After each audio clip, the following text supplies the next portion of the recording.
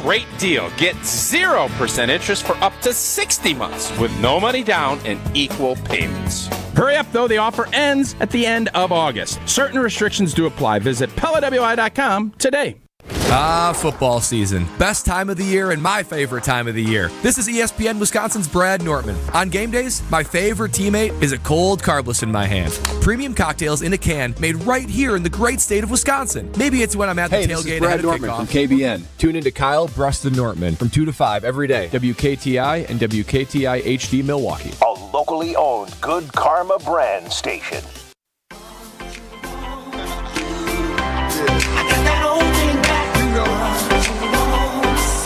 Broadcasting live from the Gruber Law Office's One Call That's All studio at the Avenue in downtown Milwaukee. This is Kyle Bruston Nortman, KBN on 94.5 ESPN, the Wisconsin On Demand app, and streaming live at ESPN Milwaukee on YouTube.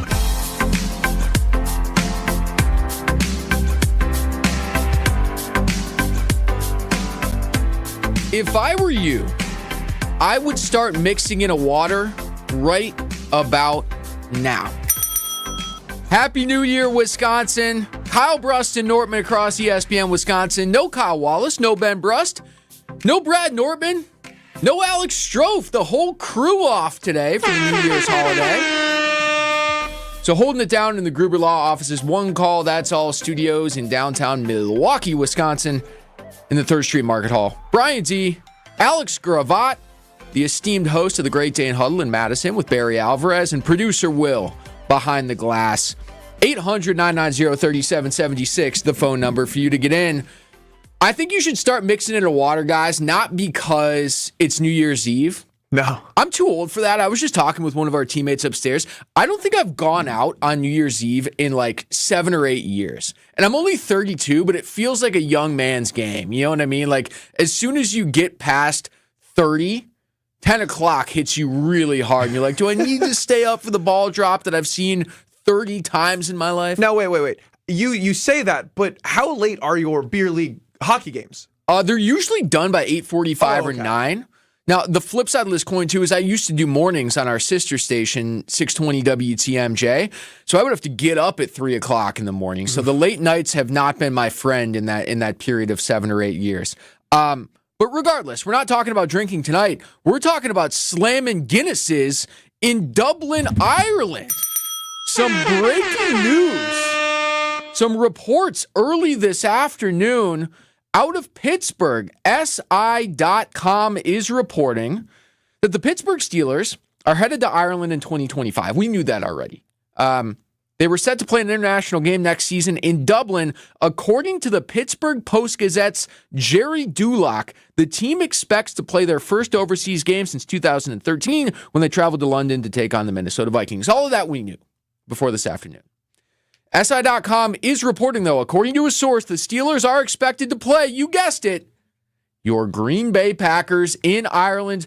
Pittsburgh would operate as a home team while Green Bay would view it as an away matchup. So we want to lob this up to you on a New Year's Eve afternoon, guys. Are you excited about this?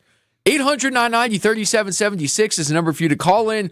You can text into the show as well. Once again, Bryan D., Alex Gravatt, Will Summers, cousins subbing for the KBN boys on a Tuesday afternoon that feels like a Saturday afternoon across the United States of America and maybe the world.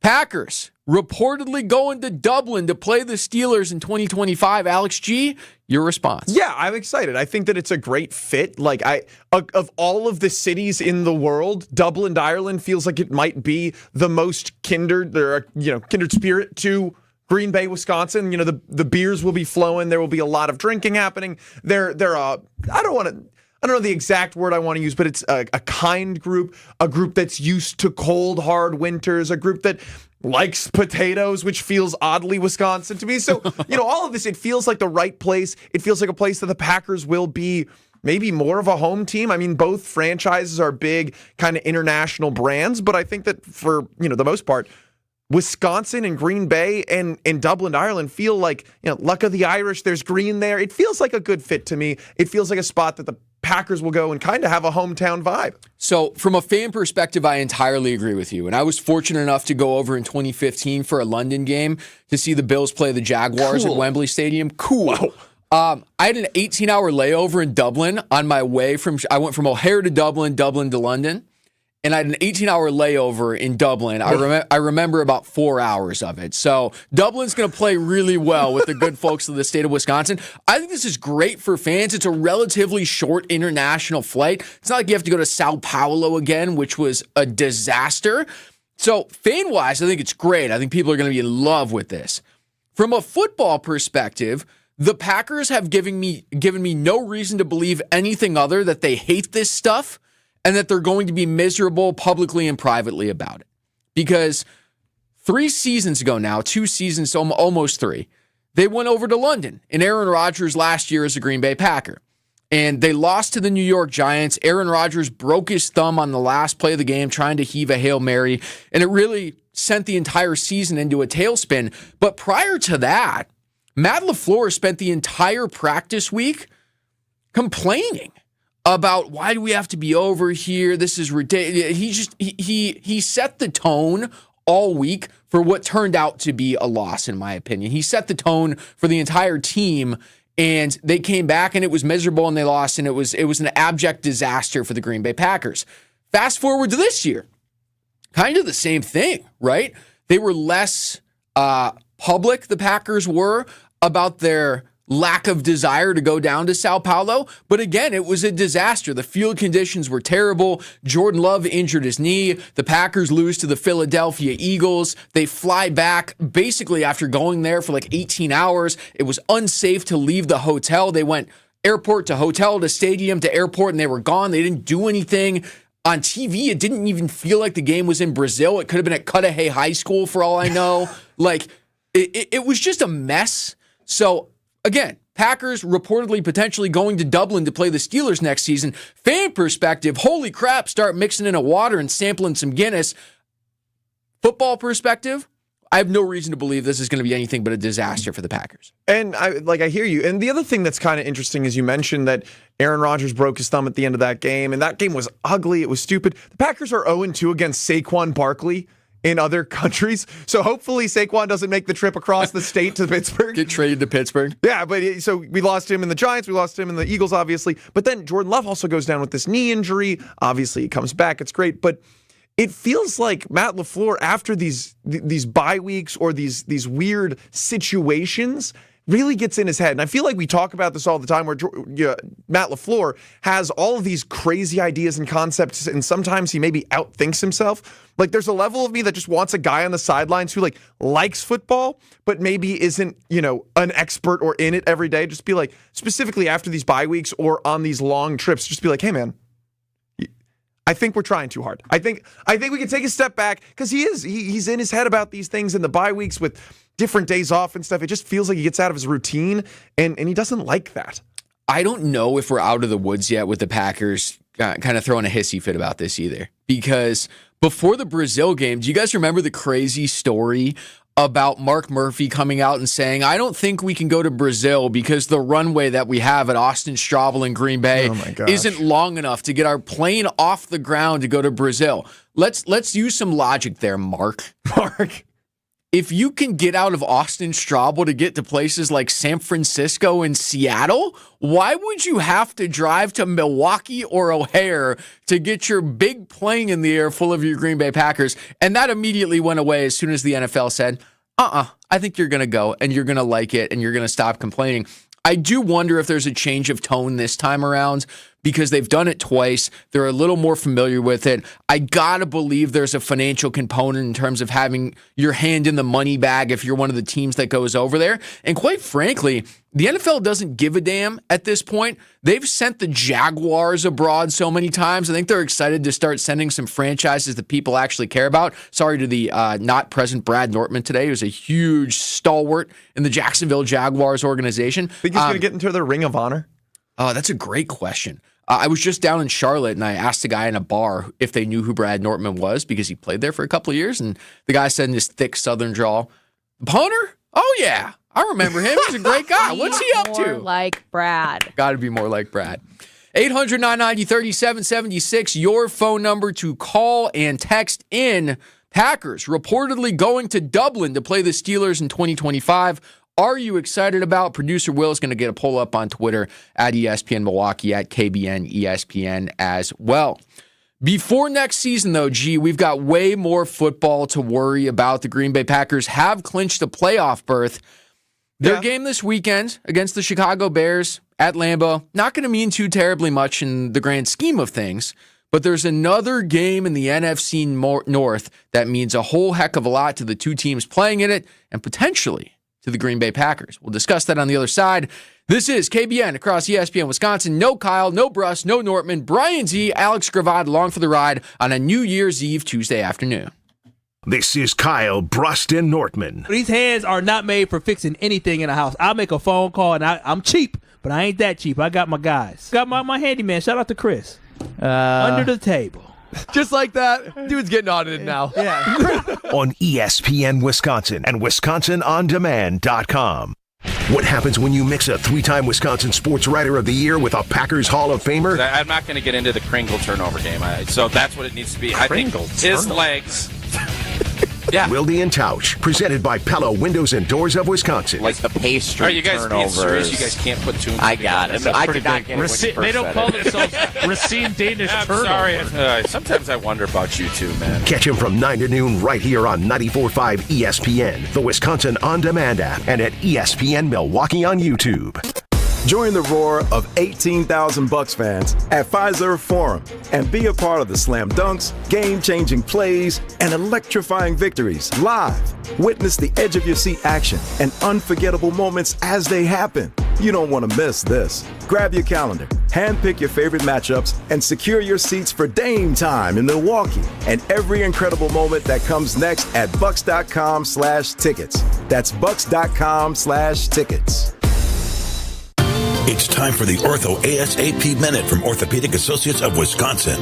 I'm here with Dr. Rick Papandrea. I hear so much about the subspecialties here at OAW. What does that really mean, and how does that differentiate OAW surgeons from others? The main difference, I think, for us is a subspecialization that we don't just participate in, but we really embrace. Everybody who's here has done extra training beyond the normal 5 years to have a subspecialty. But we don't just dabble in that subspecialty, we focus in it. So if there's a problem in the group, a patient has an issue that's very specific, a provider might realize that issue needs the attention of that subspecialist. So what we do is we make sure the focus is on the patient and we get that patient to the provider that has that subspecialty focus. I think a lot of surgeons and providers will have a focus, but they will do it when they can and do it when it's convenient. But for us, it's really the priority.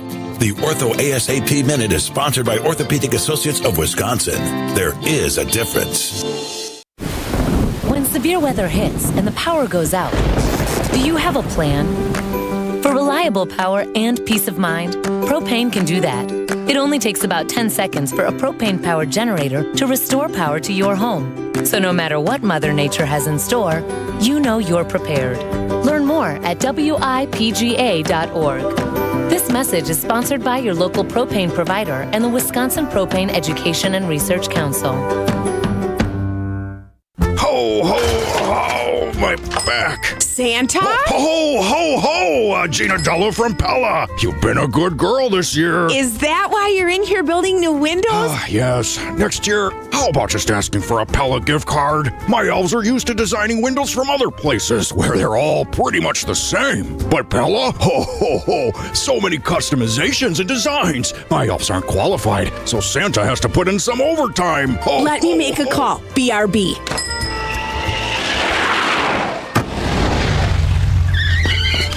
Frighteningly fast pellet team at your service. Let us take it from here, Mr. Claus. And Gina, next time. Yeah, I know. Santa already lectured me. Ask for a Pella gift card. What if you need new windows or doors, but you're on the naughty list? Right now at Pella Windows and Doors of Wisconsin, get as low as $19 per window and $81 per patio door per month. Ho, ho, ho. Visit the Pella site. And to all, a good night. PellaWI.com. Certain restrictions apply. Ends 12/31/2024. Gift giving is easy with an Island Resort and Casino gift card. Every person on your list can spend their time just the way they like it. Dining, going to a concert, relaxing at the Drift Spa, playing golf. No matter the reason, gift cards to the Midwest's premier resort destination are a sure bet. To order gift cards, stop by the Island Club today or call 877-ISL-SHOW. Then spread some joy because everyone knows your total experience is at the Island. This is Kyle Bruston Nortman, KBN, on ESPN Wisconsin and WisconsinOnDemand.com. Well, shake it up, baby, now. Shake it up, baby. Twist and shout. Twist and shout. Come on, come on, come on, come on, baby, now. The National Football League got its wish. An NFC North showdown with the number 1 seed on the line. Welcome to KBN. No Kyle, no Bruss, no Nortman. Bryan Z and Alex Gravatt, along with producer Will Summers. Can I throw you under the bus for the ride? quick? Please do. It's Gravatt. Cool. Can I just stick with G? Yeah. Can we go G and D? Maybe that's like the East Coast accent coming out where I'm just extending the A in your name or screwing it up. I apologize. No worries. Alex Gravatt, professional athlete. Bryan Z, Will Summers in for the Kyle Bruston Nortman boys. All right, so the Packers game this weekend, guys, against the Chicago Bears, Lambeau Field, completely meaningless. Unless you're into momentum, right? Unless you think Packers got to go into the playoffs with a win. The Packers have to get a good performance out of Jordan Love. They got to get things going, clicking offensively. These are all okay reasons for the Packers to try and play. I think that's all superseded by trying to rest some guys and get some guys healthy for a deep playoff run that's going to take you on the road 3 times if you want to get to the Super Bowl. The flip side of the coin is Lions-Vikings is huge this weekend. So the Lions came back and beat the 49ers on Monday Night Football last night, scoring 40 points again. And obviously the Vikings beat the Packers on Sunday afternoon to set up this showdown with the number 1 seed in the NFC playoffs and a first-round bye on the line. This game is huge. I think the NFL wanted this result so they could flex it into the night slot. They always try to pick these late-season games with everything on the line to put in those primetime slots, and that's what we've got this upcoming weekend. My question for you and my question for KBN Nation is this. Who do you want to play? Or who do you want to win, excuse me? And I guess after that, who would you want to play? Because the winner of this game, if the Packers are able to pull off a miracle in the first round and knock off potentially the Philadelphia Eagles, that's looking like the most likely first-round opponent if the Packers get the 7 seed. Who would you want to see on divisional weekend? Would it be the Minnesota Vikings in a place you just lost, or would you want to see the Detroit Lions at Ford Field? The Detroit Lions are so injured, so banged up, and Dan Campbell is so overconfident, and I think that there's a way that playing with that confidence and that injury-riddled team, they're going to make a mistake that ultimately loses them a game. I don't see the Vikings making a mistake. So I would rather go into Ford Field, play the Detroit Lions in the second round, continue the vengeance tour that this playoff should be. I'm at right now, as it stands, I believe the Packers will be the 7th seed. They'll play the Eagles. And I think that there's a chance the Eagles have peaked too early and are beatable. I know that they're an incredible team, and there's a very real chance that they blow the doors off the Packers coming into this, first round of the playoffs. After what we saw against the Vikings, totally possible. But should they get the ball rolling, catch lightning in a bottle, I think that we've got a better chance of going to the NFC Championship game to play the Vikings if we have to go through Detroit than going through the Vikings to play Detroit in the NFC Championship game. Yeah, I think, the Eagles thing is interesting, right? Because Jalen Hurts has been out the last couple of weeks with a concussion. They certainly peaked too early last year. I don't know if that's going to be the case this year, and I think that's a really scary wild card game for obvious reasons for the Packers. They already lost to them, but I don't know how this Packers defense, as currently constructed, is dealing with Jalen Hurts and Saquon Barkley and A.J. Brown and Devontae Smith and the rest, right? It's just an awesome offense in an environment that's really difficult to play in, usually cold. That track in Philly is just ugly sometimes. Like, it just feels like a loss in the first round. But if they were able to pull off the miracle, I think I want to see the Vikings. Vengeance is a big reason for that. You just played them. I think the Packers are feeling like they should have won that game because of the botched call at the end of the first half that led to a field goal, and the differentiating point total in that game was 2 instead of 3. So I think there's a vengeance factor.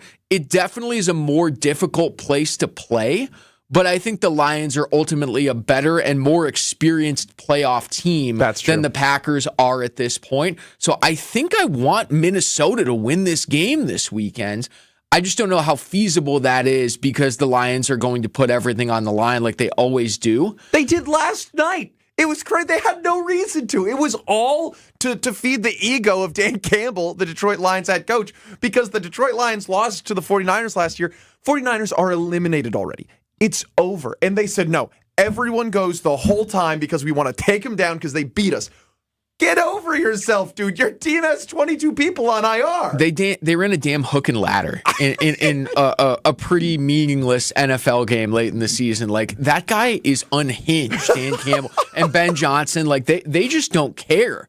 And that's a scary thing because they do have a ton of talent, right? You can't do that stuff if you're not if you don't have the weapons to be super talented to pull it off, right? Like, you're not going to see the Carolina Panthers or the Cleveland Browns trying hook and ladders just because they're not good enough to try it, right? But I do wonder if that arrogance is going to bite them in the wrong moment, quite frankly, like it did last year in the NFC Championship game, right? They went for it on a 4th down in the second half with a big lead against the Niners, and all of a sudden when you miss that, the momentum completely swings. Yeah. So that's the scary double-edged sword of the Detroit Lions. I do think the Vikings are gettable if Darnold doesn't play like the Sam Darnold that's, quite frankly, playing at an MVP level this year. The thing that worries me the most right now is the superstar conversation, right? You look at the Eagles and they are riddled with superstars.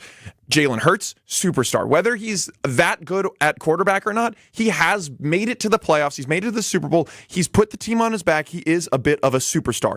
A.J. Brown, absolutely a superstar, and none of them as big as Saquon Barkley. They have superstar power, and in the playoffs, when push comes to shove, you need someone to go up and above.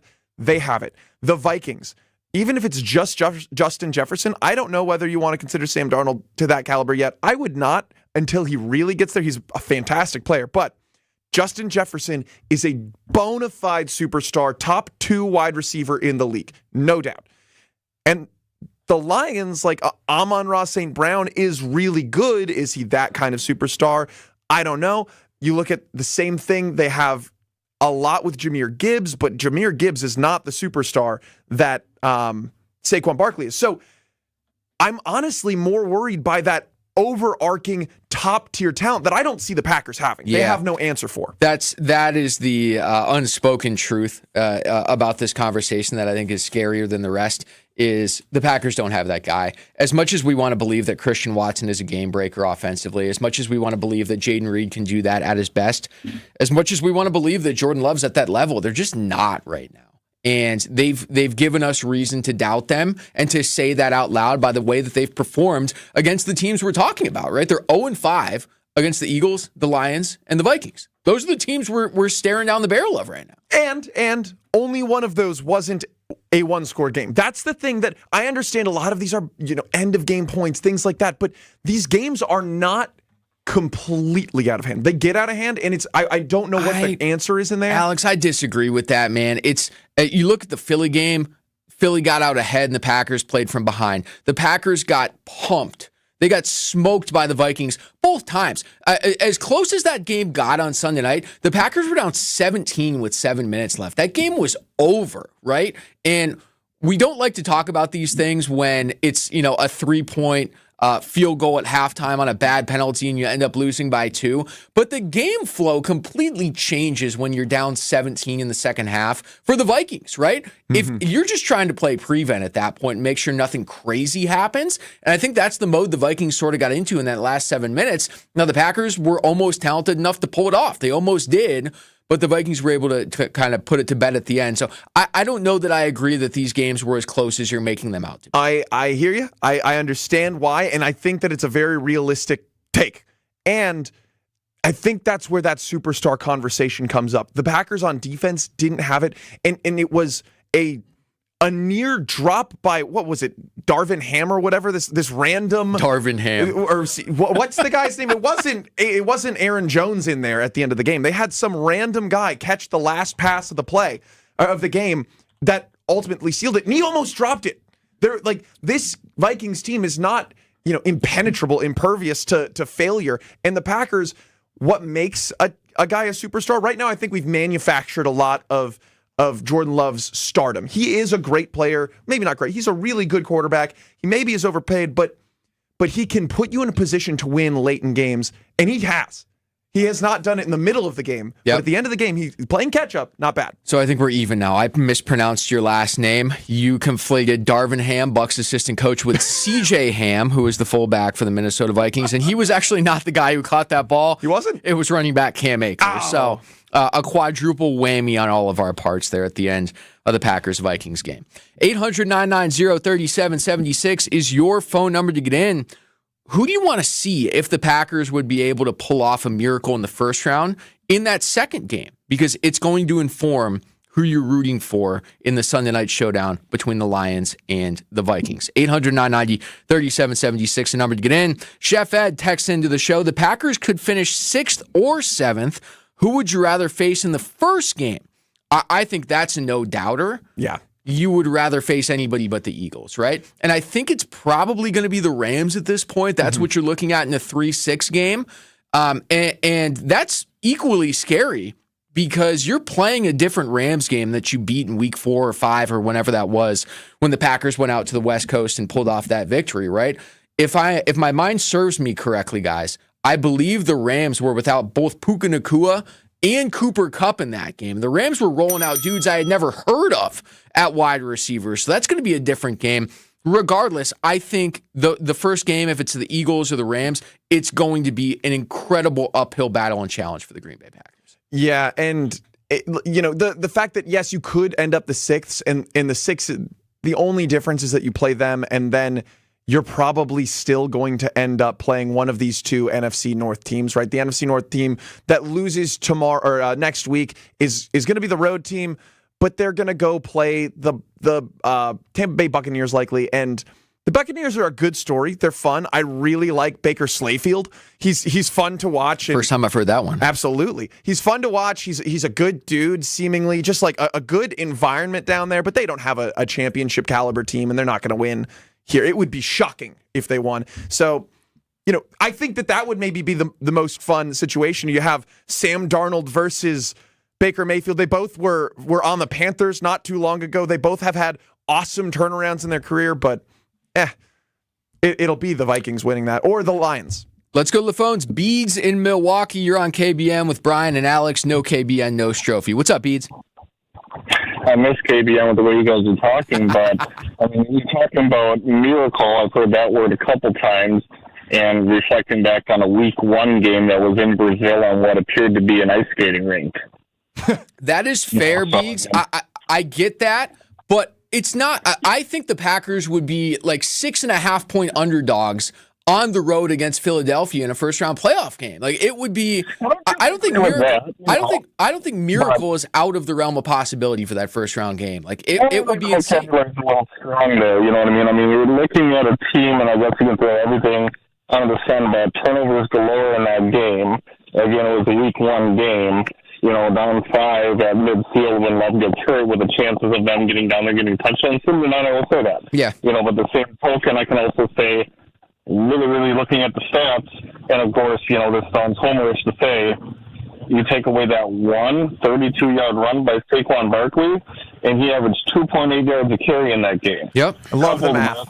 How many times did we stop the push in that game, coupled with you're also playing a quarterback that, if he doesn't play this week, is going to be literally pretty much a month removed from playing. Yeah, I think that's fair. 2 quick ones for you, Beads. Who would you want to see in the second game if they can pull off, as I called it, the miracle? Would you want to see the Lions or the Vikings? I'd rather see either, to be quite honest with you. I'm only going with the noise level in the Minnesota stadium, which makes me lever towards saying I'd rather see the Lions there again. Yeah. I don't see the Lions getting 5 fourth downs. I can't remember what the stats were. Were they 4 for 5 on fourth downs the last time we played them? And now they're without their stud D tackle, 2 of their cornerbacks, and 1 of their running backs potentially. So give me the Lions. And finally, Beads, will you be taking your Beads to Dublin to see the Packers play the Steelers in 2025?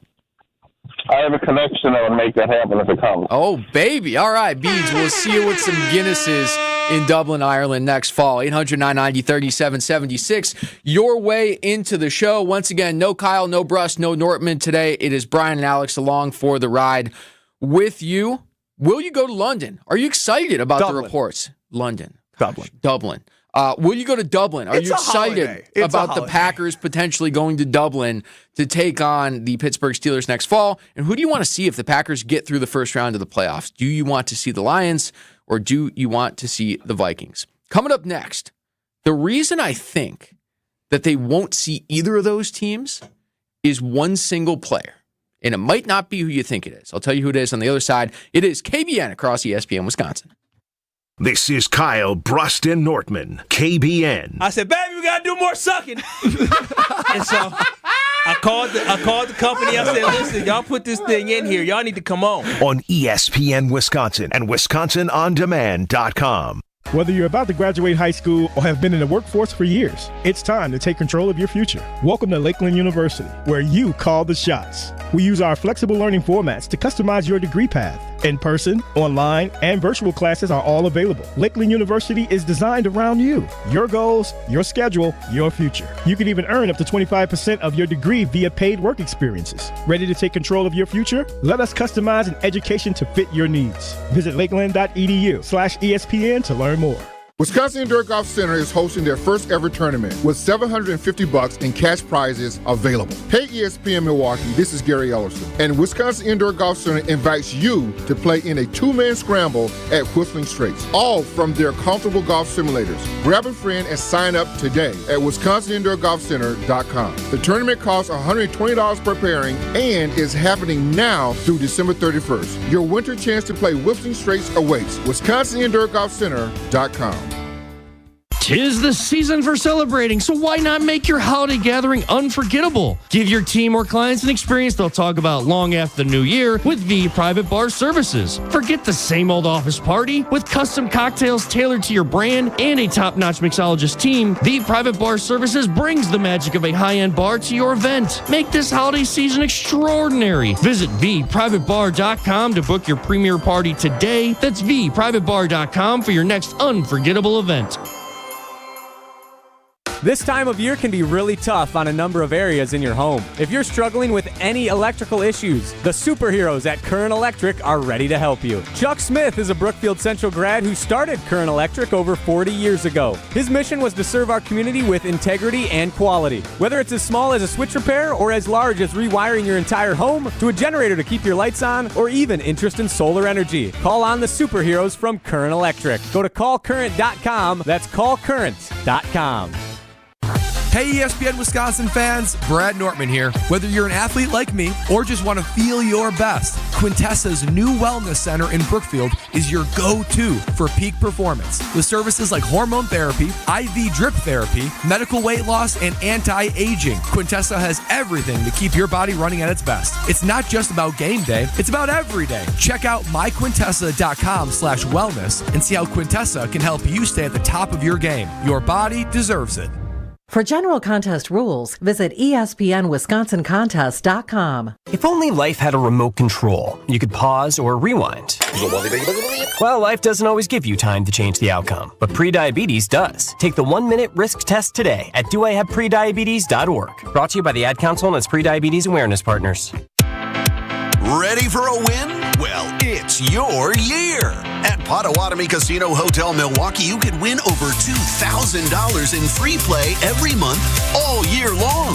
Just play your favorite games and you might take the stage in the It's Your Year game show. 25 winners each Thursday. There's $300,000 in cash and prizes up for grabs this January. Yeah, we think it's your year. More info at paysbig.com. Must be 21 years old to play. Are you looking for reliable transportation this holiday season? I've got you covered. It's Jen Latta from ESPN Milwaukee, and with holiday parties, family gatherings, and year-end events on the horizon, I trust AccuTrans Group to handle all of my private transportation needs. Whether it's a corporate function or festive celebration, AccuTrans gets me there safely and on time. As a veteran-owned business, they pride themselves on top-notch service that you can count on. Booking is easy, stress-free, and reliable. Just visit AccuTransGroup.com to reserve your holiday ride today. That's AccuTransGroup.com. You're listening to Kyle, Brust, and Nortman on ESPN Wisconsin and WisconsinOnDemand.com. No, like the ocean needs the moon to take the tides away. The best part of these odd holiday weeks is that there are random sports on at all times of the day and night. The Bucks are playing right now on a Tuesday afternoon against the Indiana Pacers. Go Bucks. Speaking of whom, tune into Behind the Bucks on Bucks Plus, presented by Gallagher, your trusted insurance broker and HR benefits consultant. Behind the Bucks dives deep into Bucks in 6, a culture unknowingly created by former Bucks star Brandon Jennings. Take a look inside the Brandon Jennings story, the origin of Bucks in 6, how it became the rallying cry, and what it truly means to Jennings and the Bucks and their fans alike. Find Behind the Bucks on bucks.com/plus, the Bucks app, and wherever you get your podcast. Behind the Bucks is presented by Gallagher. This is Kyle Brust and Nortman across ESPN Wisconsin. No KBN today, no Strophy, Bryan D, Alex Gravatt. Heyo. And producer Will Summers with you, taking you into New Year's Eve. Who do you want to see in the second round of the playoffs if the Packers are able to win the first? Do you want to see the Lions or do you want to see the Vikings? The reason we're asking is it's going to help you figure out who you need to root for on Sunday night in the showdown between these two teams. If the Packers, Alex, are able to get to the divisional round and take on one of their NFC North foes, it's going to require a signature moment from Jordan Love to win that game and get to the NFC Championship. And it might be his first signature moment of 2024-2025. Take a listen to Kyle Wallace on this here program yesterday, talking about Jordan Love, talking about the Green Bay Packers, and talking about how they've fallen flat in these big-time games so far this season that is ready to roll into 2025. Last year, you saw this football team go to Detroit and get a victory. Last year, you saw this football team host the Kansas City Chiefs, who went on to win a Super Bowl and get a victory, right? Last year, you saw them win in the playoffs against the Cowboys. You saw them compete against the 49ers. So what you would think, right, logically, is that the team last year brought all the players back. They're a year more experienced. So translating to this year, I agree 100%. You would think that all of a sudden they would be able to win one of those games. Going 0-5 against the 3 teams ahead of you is shameful, it's disappointing, and it's basically lackluster. This is not the progress we wanted to see as a football team. So this is why I think a lot of us are upset, is because we are not seeing that next step being taken. We all were fooled by thinking the Green Bay Packers were ready to be championship caliber because they were able to compete against the 49ers, but lo and behold, the Green Bay Packers are still at least a year away.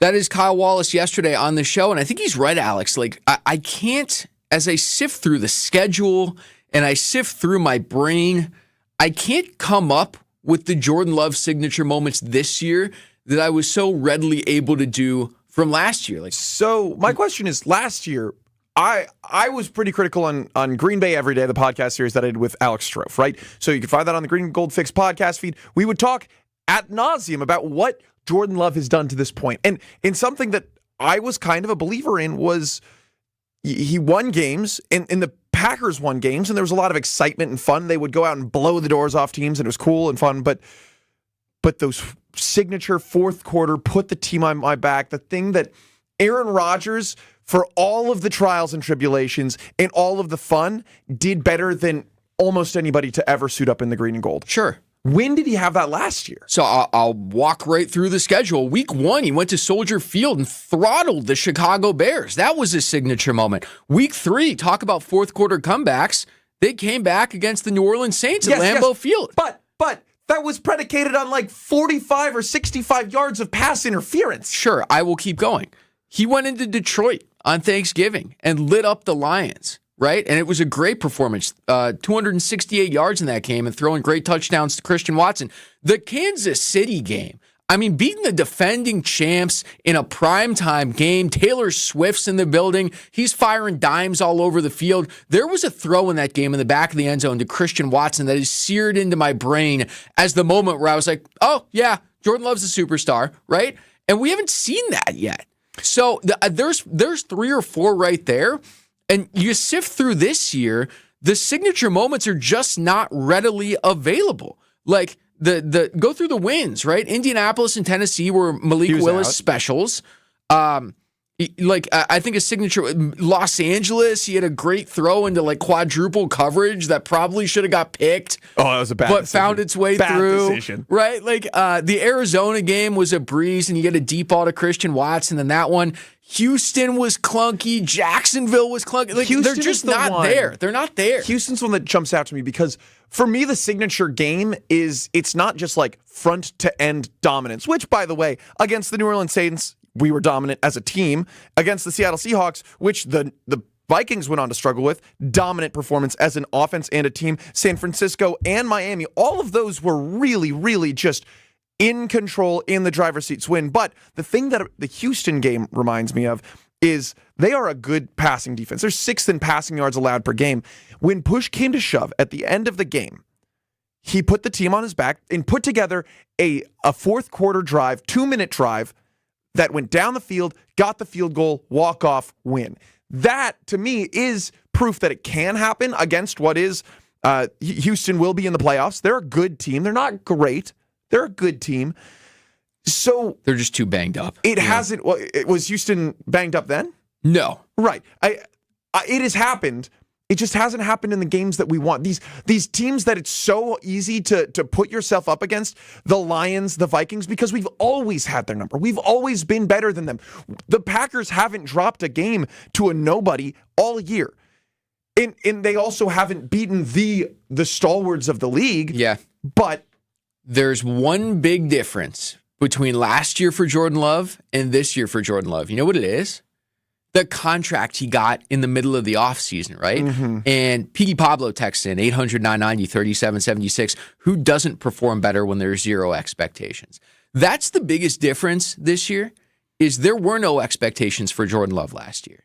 And there was nothing to live up to because it wasn't there.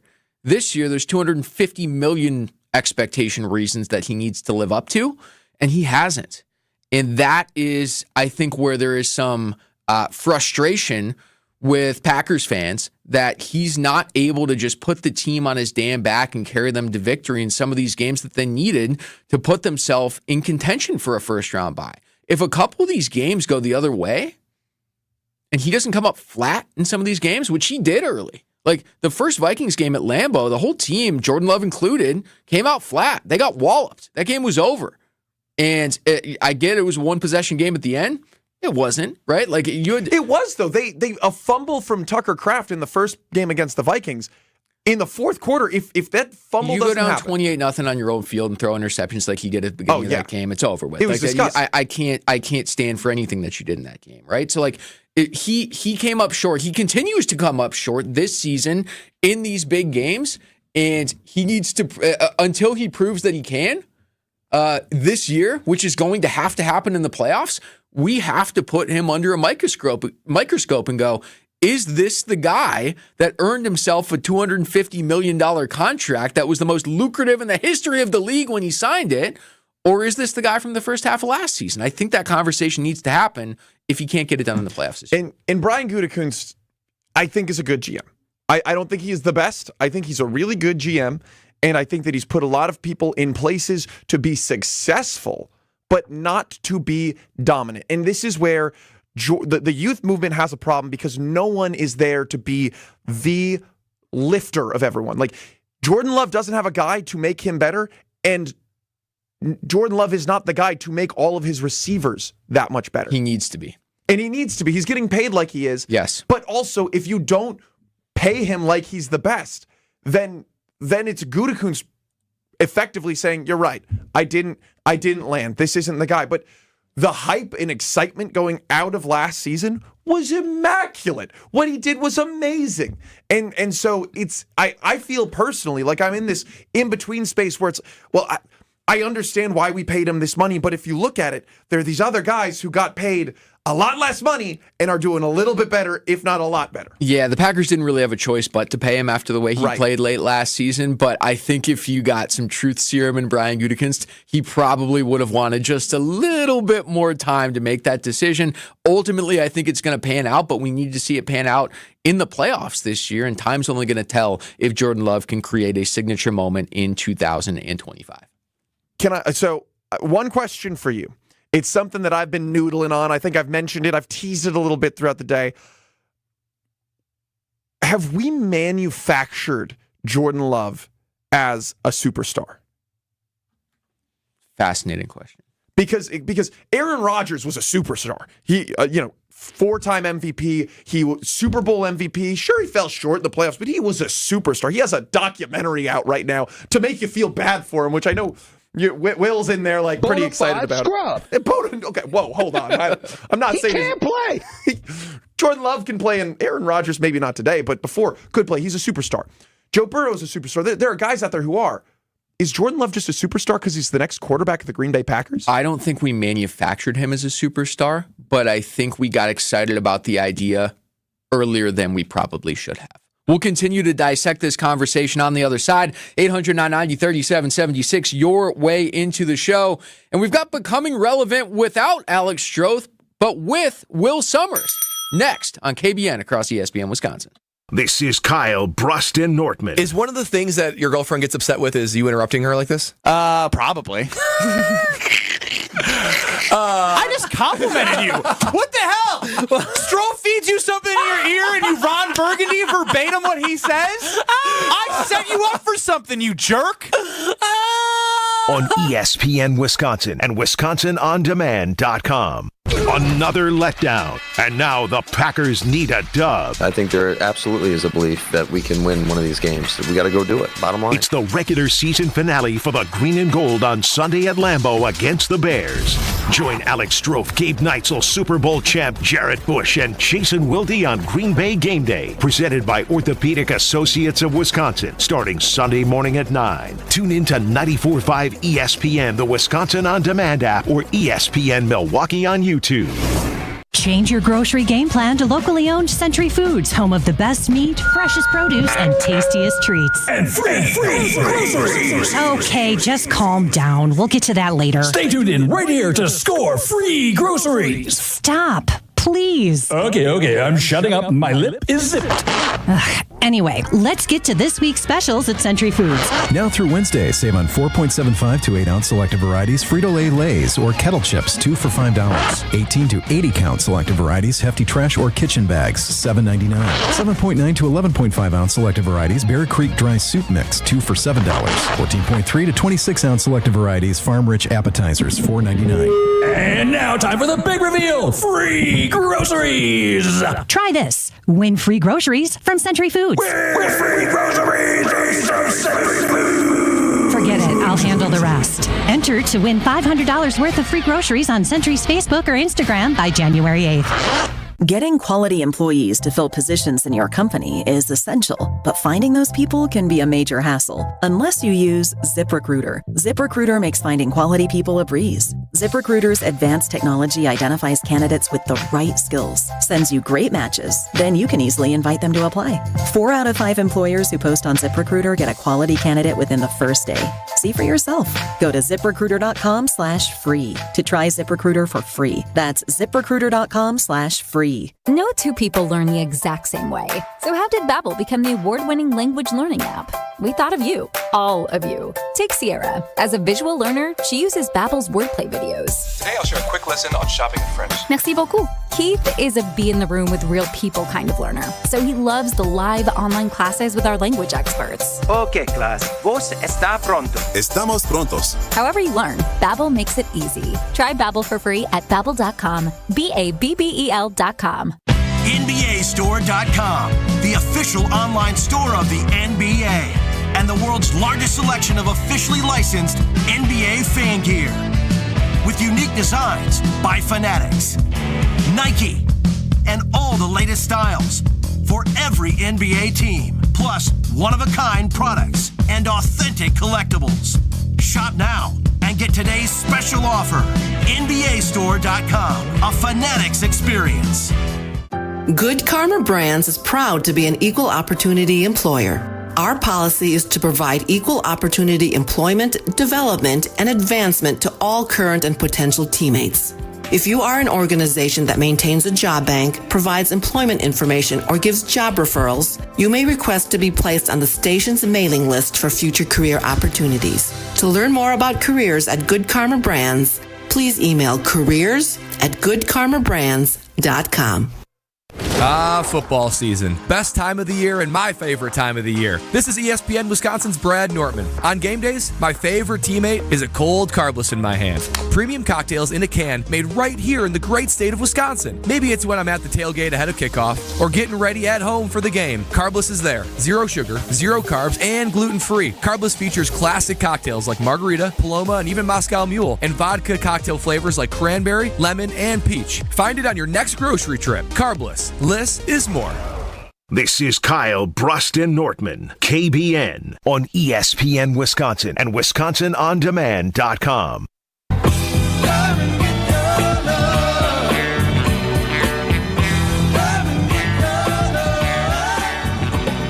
Normally on this program, Kyle Bruston Nortman, who are all off today for the New Year's holiday, turn it over to producer Alex Strofe, known as Mr. Irrelevant, for a segment entitled Becoming Relevant.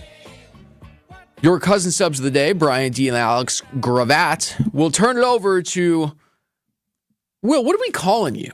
Like, are you less than irrelevant? We can make you become relevant too, can we not? I mean, my official name around the office is usually my job title followed with my name. It's been intern Will. Now it's part-time Will. I call you producer Will. I just call you Will. Either, whatever works. That is my name. Becoming employed? Becoming employed. Can we call you becoming full-time? Yeah, okay. I like that. That's a good idea. Let it rip, kid. Hey, Mr. Irrelevant, it's time to become relevant.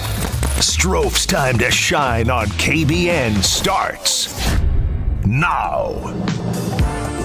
Okay, fellas. I might get a lot of hate, a lot of flack for this. I am proposing to you a fan bye week in the NFL. Now hear me out. Players, how many weeks do players play in the NFL? Can you answer that? 17 plus playoffs. 17 of the 18. Plus playoffs. Right. How many weeks are you expected to watch as a fan?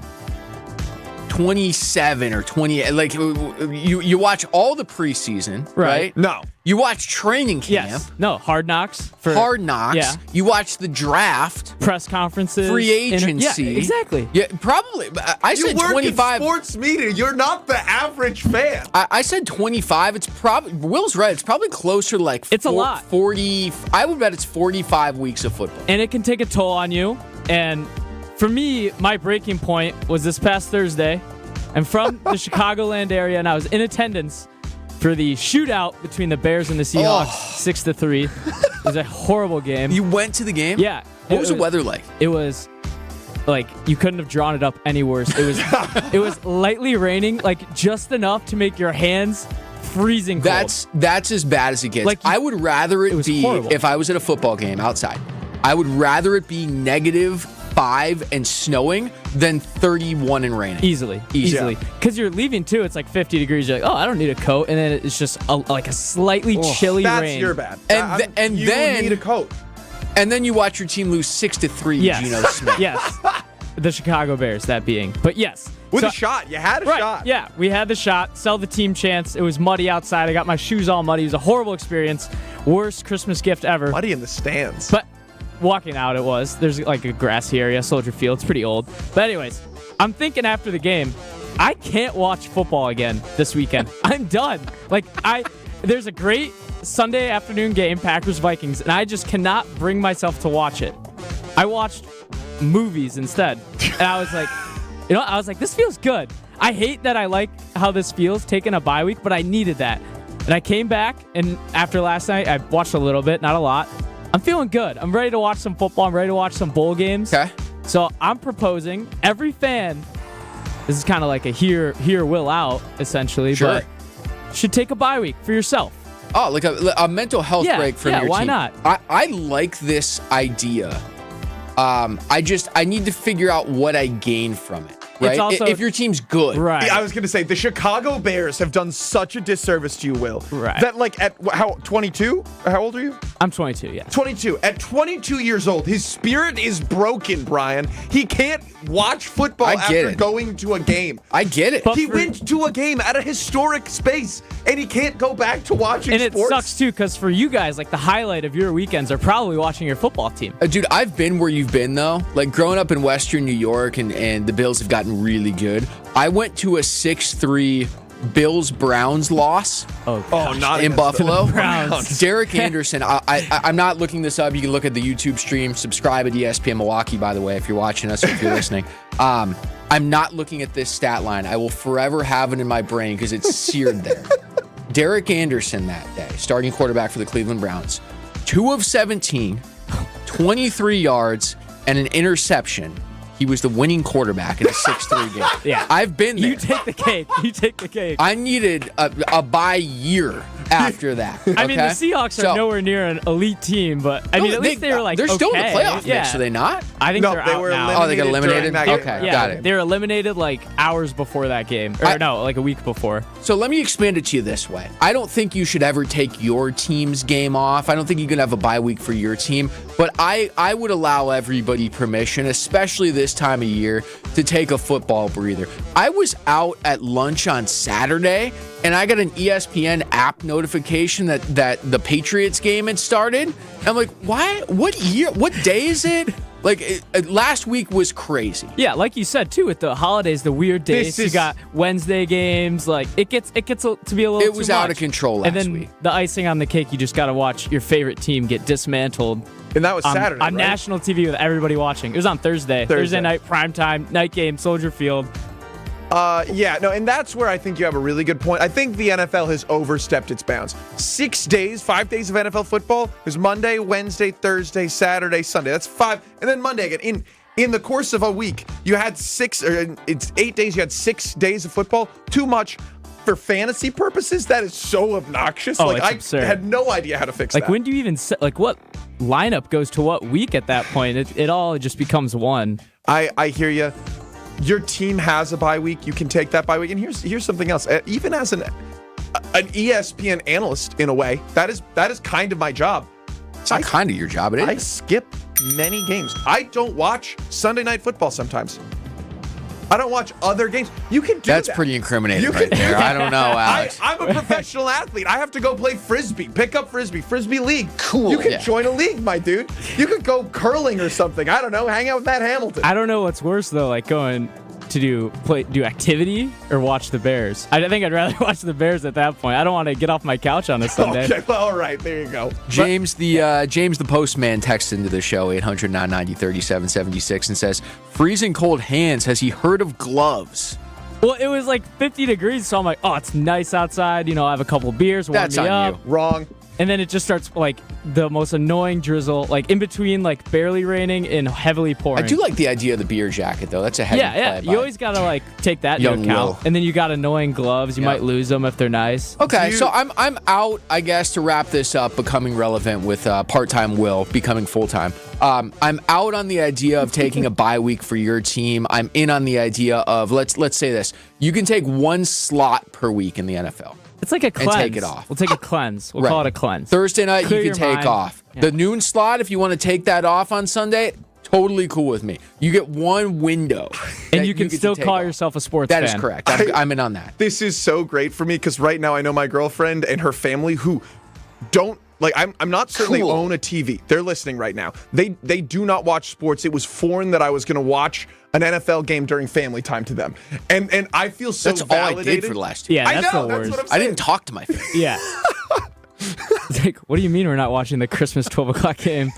The Chiefs are on. They're playing Russell Wilson. We have to watch this. It's on Netflix. Nate Burleson is wearing a suede suit. This is what we do. That is becoming full-time with Will Summers. No Kyle, no Bruss, no Nortman today. No Strophy. Bryan Dean and Alex Gravatt with you until 4:30 this afternoon. Marquette basketball taking on Providence at that point in time. Want to continue this conversation about Jordan Love expectations. A lot of texts coming in. Has Jordan Love lived up to your expectations as the Packers starting quarterback this year as we get close to playoff time? We'll start the 3 o'clock hour with that. On the other side, it's KBN across ESPN Wisconsin.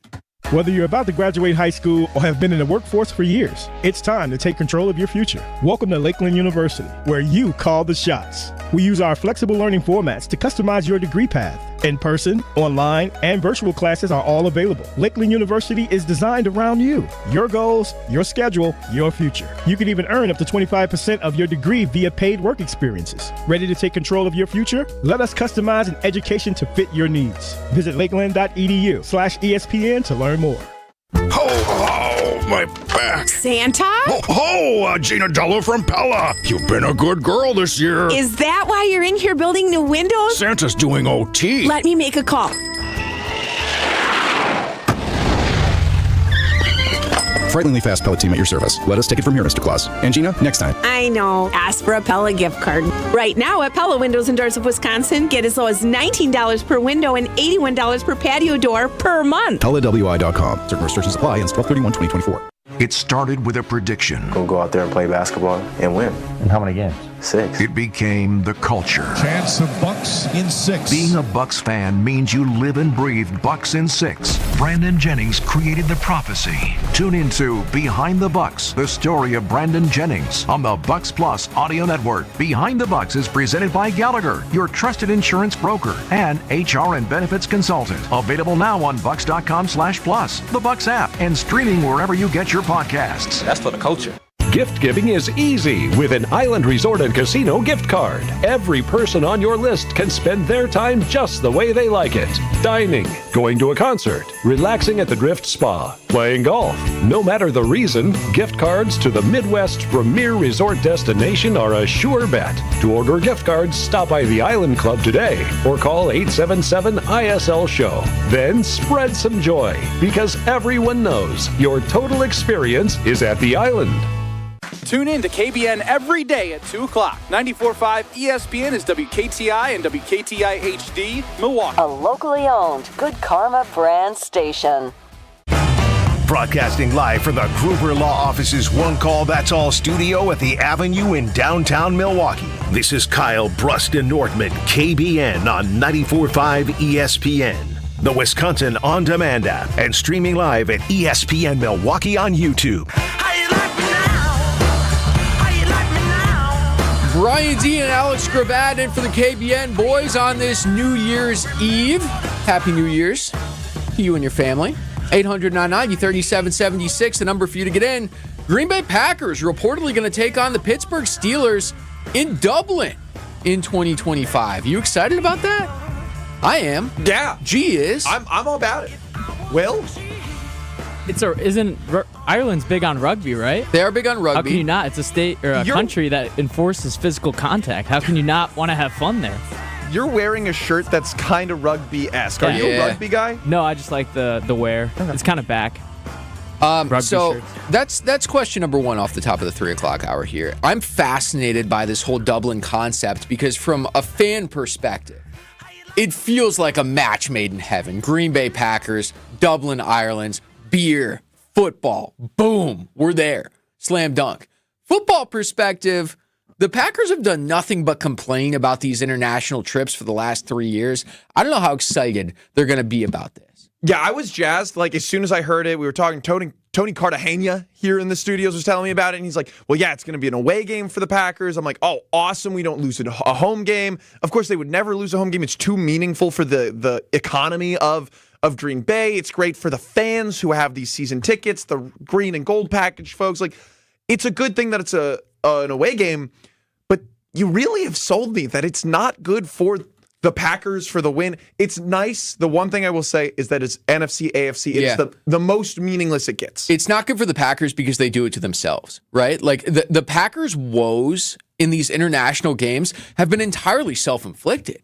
They have been. They've played poorly in Brazil, in London prior to that, and they've approached it as, they've approached it as a chore. They approach it as, oh my God, we have to do this. Well, they play the victim instead of embracing the experience. They've done it both times, and I think you see that come out on the field. It's a lot like what Tausch was saying on Green Bay game night about Matt LaFleur's sideline demeanor during the Vikings game and games like that, or other games where LaFleur is just kind of a snap show on the sidelines, right? He can't control his emotions. That stuff affects your team. And I think if the Packers mentally approach this better of going to Dublin in 2025, the results will follow. If the entire conversation starting on this show goes better starting right now. I think that what I opened up saying was, yes, I think the fact that it's Dublin, Ireland, which is a very close place culturally to Wisconsin, there's a lot about that just feels like, similar, aside from the fact that Dublin,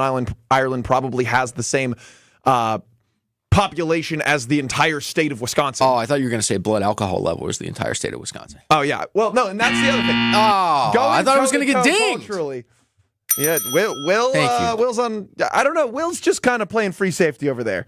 I was giving Alex the buzzer. I was giving you the ding. Got it. I appreciate that. This guy, he knows who his manager is. Let me just put that out there. All right. I don't manage him. I'm not his manager. He's just he's a free reign back there.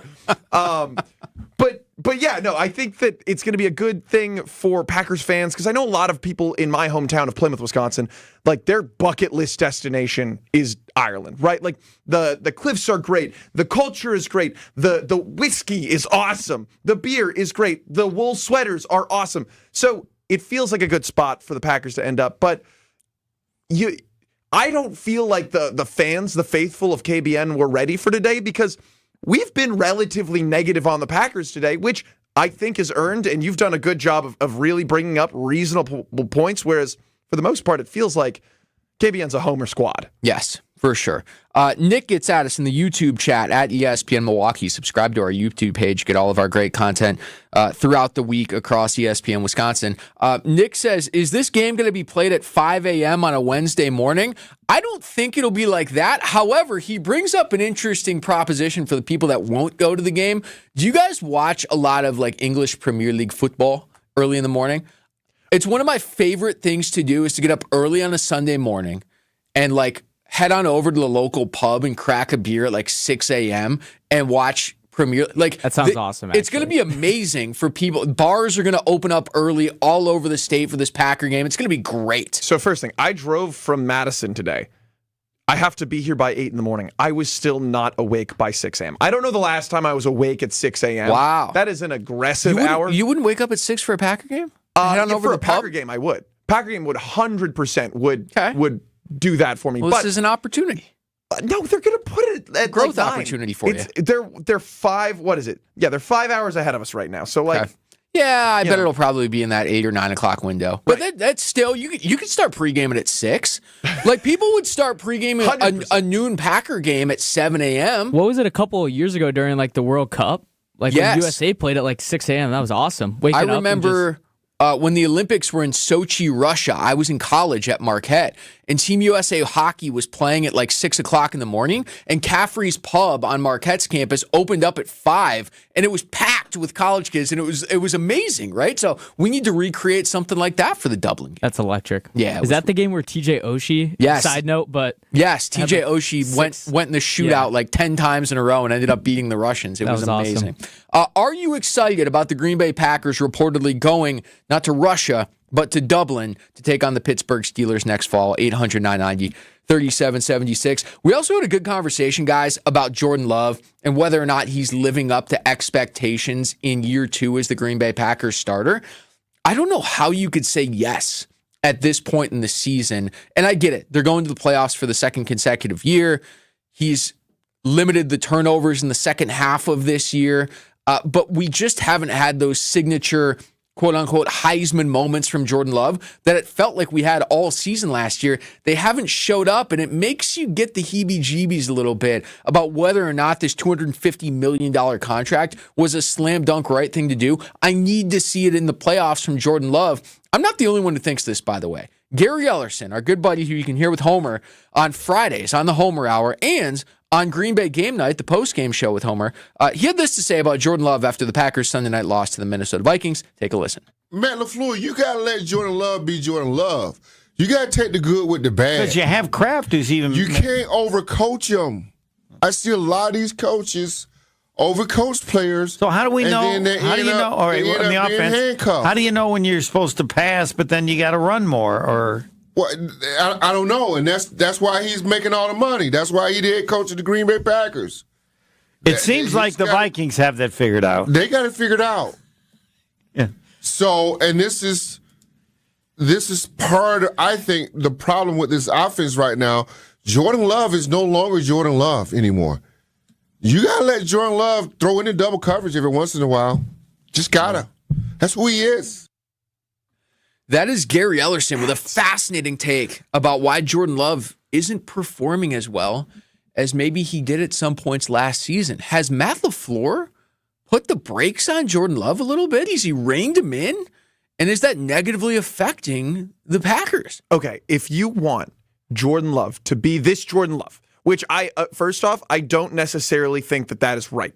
If you want the Jordan Love that is a gunslinger, because that's who he is, he's doing that. The second drive for the Green Bay Packers, it started on our own 15-yard line, and it was deep pass 20 yards down the left side, deep pass down the middle, deep pass down the left side. All three incomplete end of the series, right? You need to be able to work in both a fantastic run game. The thing that they're missing right now is this short and intermediate passing game that I think is where Jaden Reed can really step up and live his best life, become who he could be. But if you want that, which I think is fun and I think is, a potential way to win, then you have to go this offseason, because it's over for this season then. If that's who it needs to be, you need to go this offseason, get T. Higgins. Yeah. There's no way around it. They do need a stud. I think you're onto something there, and I do think it's kind of the opposite of what Gary said there with Homer on the postgame show, where you want him to be a gunslinger, and Gary's saying he's not a gunslinger anymore, and you're reining him in. It feels to me, watching the Packers, and here come the texts, and I knew this was going to happen. It feels to me like Jordan Love is not taking the easy stuff, and he's just trying to play hero ball too much. The Packers' offense right now feels like Josh Jacobs, 40-yard pass, and if it works, great, and if it doesn't, we punt, right? Like that's sort of what it feels like. And the easy stuff has got to be there, or at least Matt LaFleur has got to do a better job of getting Jordan Love into the easy stuff and making these drives a little more sustainable, because the hero ball thing has gotten the Packers into some really deep early holes in these big-time games. And we get texts like this from Ben, 800-990-3776. Not Ben Brust, by the way. You guys are so negative. The Packers' record this year is better than last year. I think you guys need to reset your expectations. We can have a nuanced conversation about Jordan Love. Can we not? Can we say, okay, the Packers have a better record this year, but their wins have been against teams that are not going to be relevant in the playoff chase, and Jordan Love's not playing as well.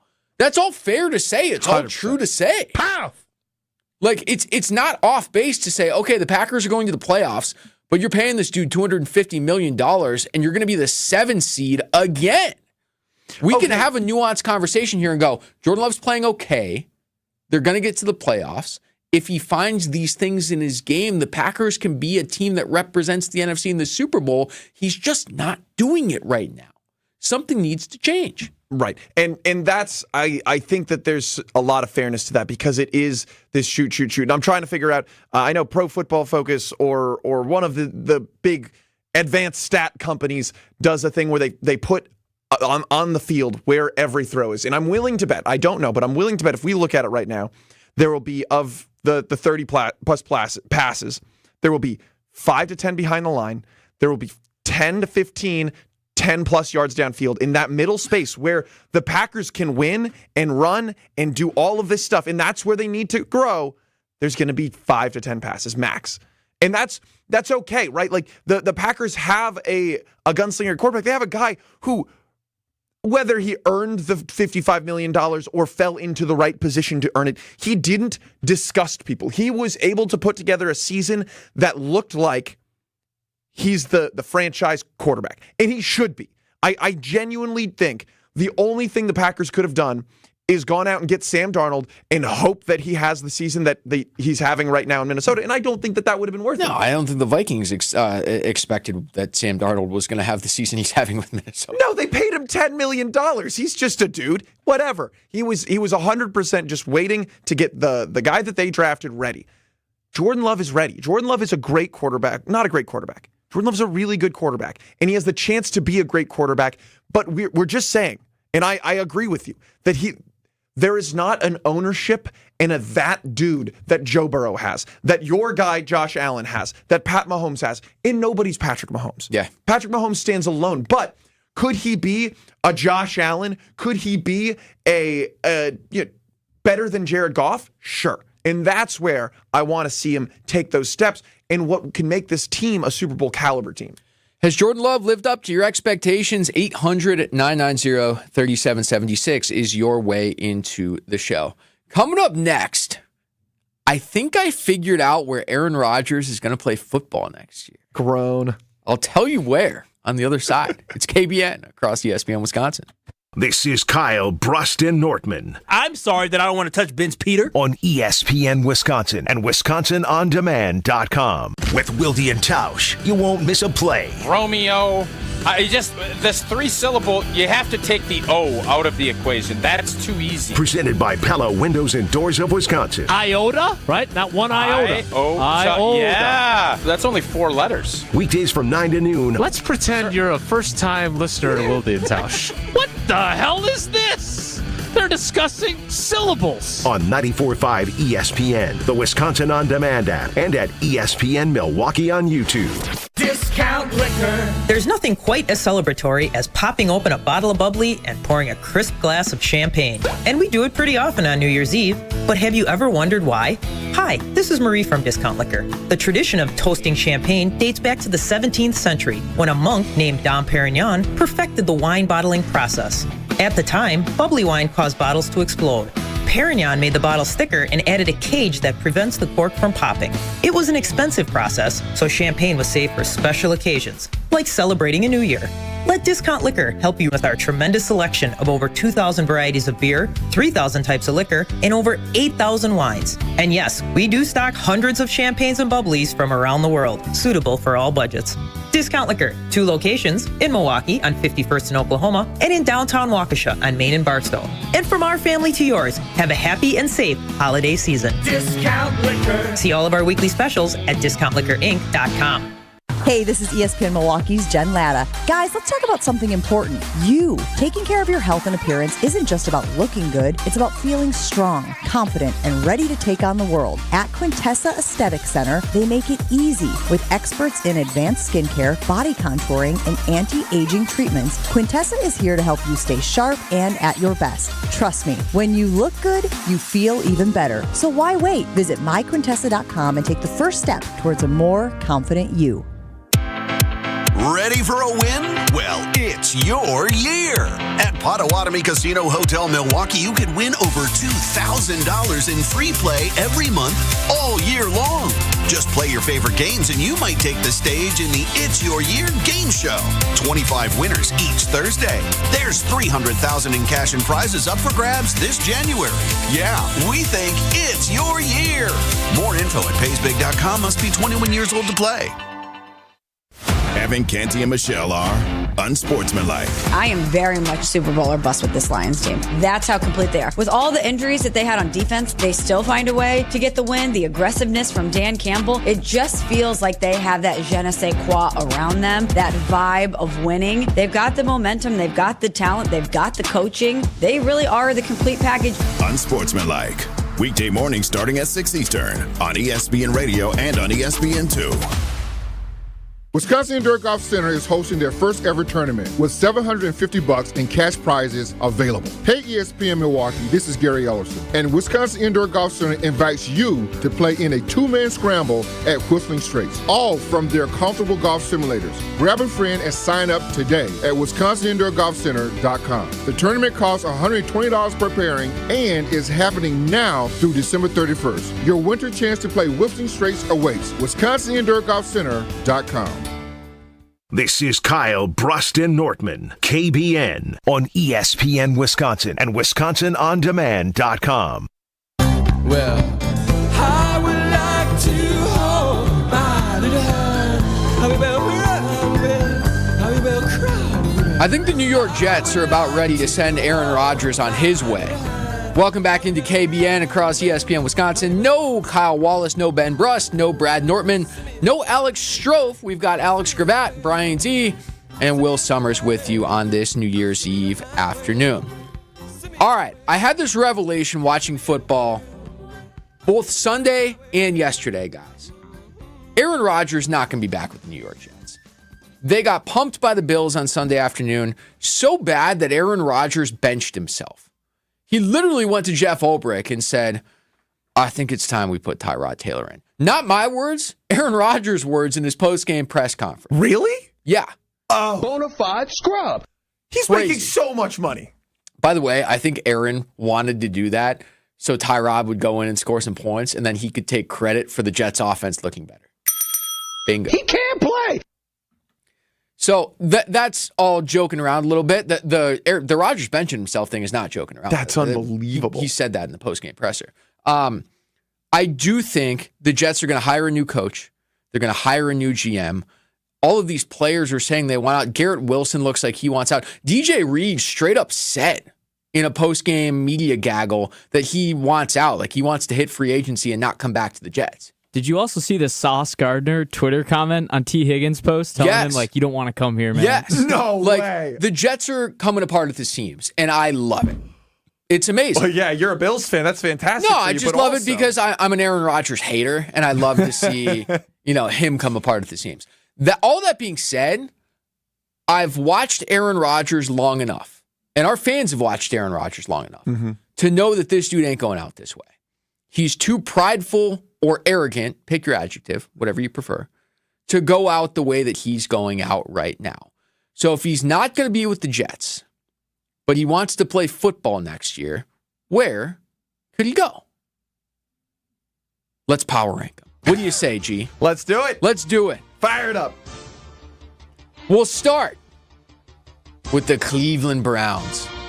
Could he go to Cleveland? Can he take other for another hated quarterback on a bad contract? Maybe the worst contract. The worst quarterback room in NFL history. Just disgusting. Could he be a stopgap for the Cleveland Browns if they can somehow get Deshaun Watson off their books? Could he come play a year, play the Joe Flacco role for the Browns, get him to the playoffs, and groom the young guy, and the Browns are back in 2026? No, not going to be the Cleveland Browns. What about the Tennessee Titans? Tennessee's in quarterback hell now that they traded their future star, Malik Willis, to the Green Bay Packers, right? Let's go. Aaron's got a house in Tennessee. He's got buddies in Tennessee. He likes to go to the Kentucky Derby. That would be close to Nashville. Nashville's a fun town. You can go down there, play in a bad division, get back to the postseason. Really good landing spot for Aaron Rodgers, right? No, not going to Tennessee. Indianapolis, they need a quarterback. Their quarterback is taking plays off when he gets a little tired, right? That's what Anthony Richardson did earlier this year. He was tired. Alex, he was tired. It was so sad to see. He's like, he's 22, 21. Like, he's younger than me. I went to a Colts game earlier this year when they took on my Bills, and my wife told me, you can't talk trash in a road stadium. Because I've had a track record of doing such. Yeah, douche. Fair. And my wife said going into the stadium, look, Lucas Oil, we're down there in Indy. You can't talk trash. And this was the week after Anthony Richardson took himself out of the game because he was tired. So I didn't talk trash. But anytime I saw a fan wearing a number 5 Richardson jersey, I just tapped my head. Just a little, hey, take me out, coach. They need some help down there. Maybe Anthony Richardson is the quarterback of the future, but maybe he needs a year to hold the clipboard and watch a guy like Aaron Rodgers take the Colts to the top of that AFC South division, right? No, not right. One more. Las Vegas Raiders. How about the Raiders for A-Rod? That would be so funny. I fight like hell to get my best friend to New York. It doesn't work. I'm gonna go to Vegas. That would be like the reverse Uno that would card. Be so good.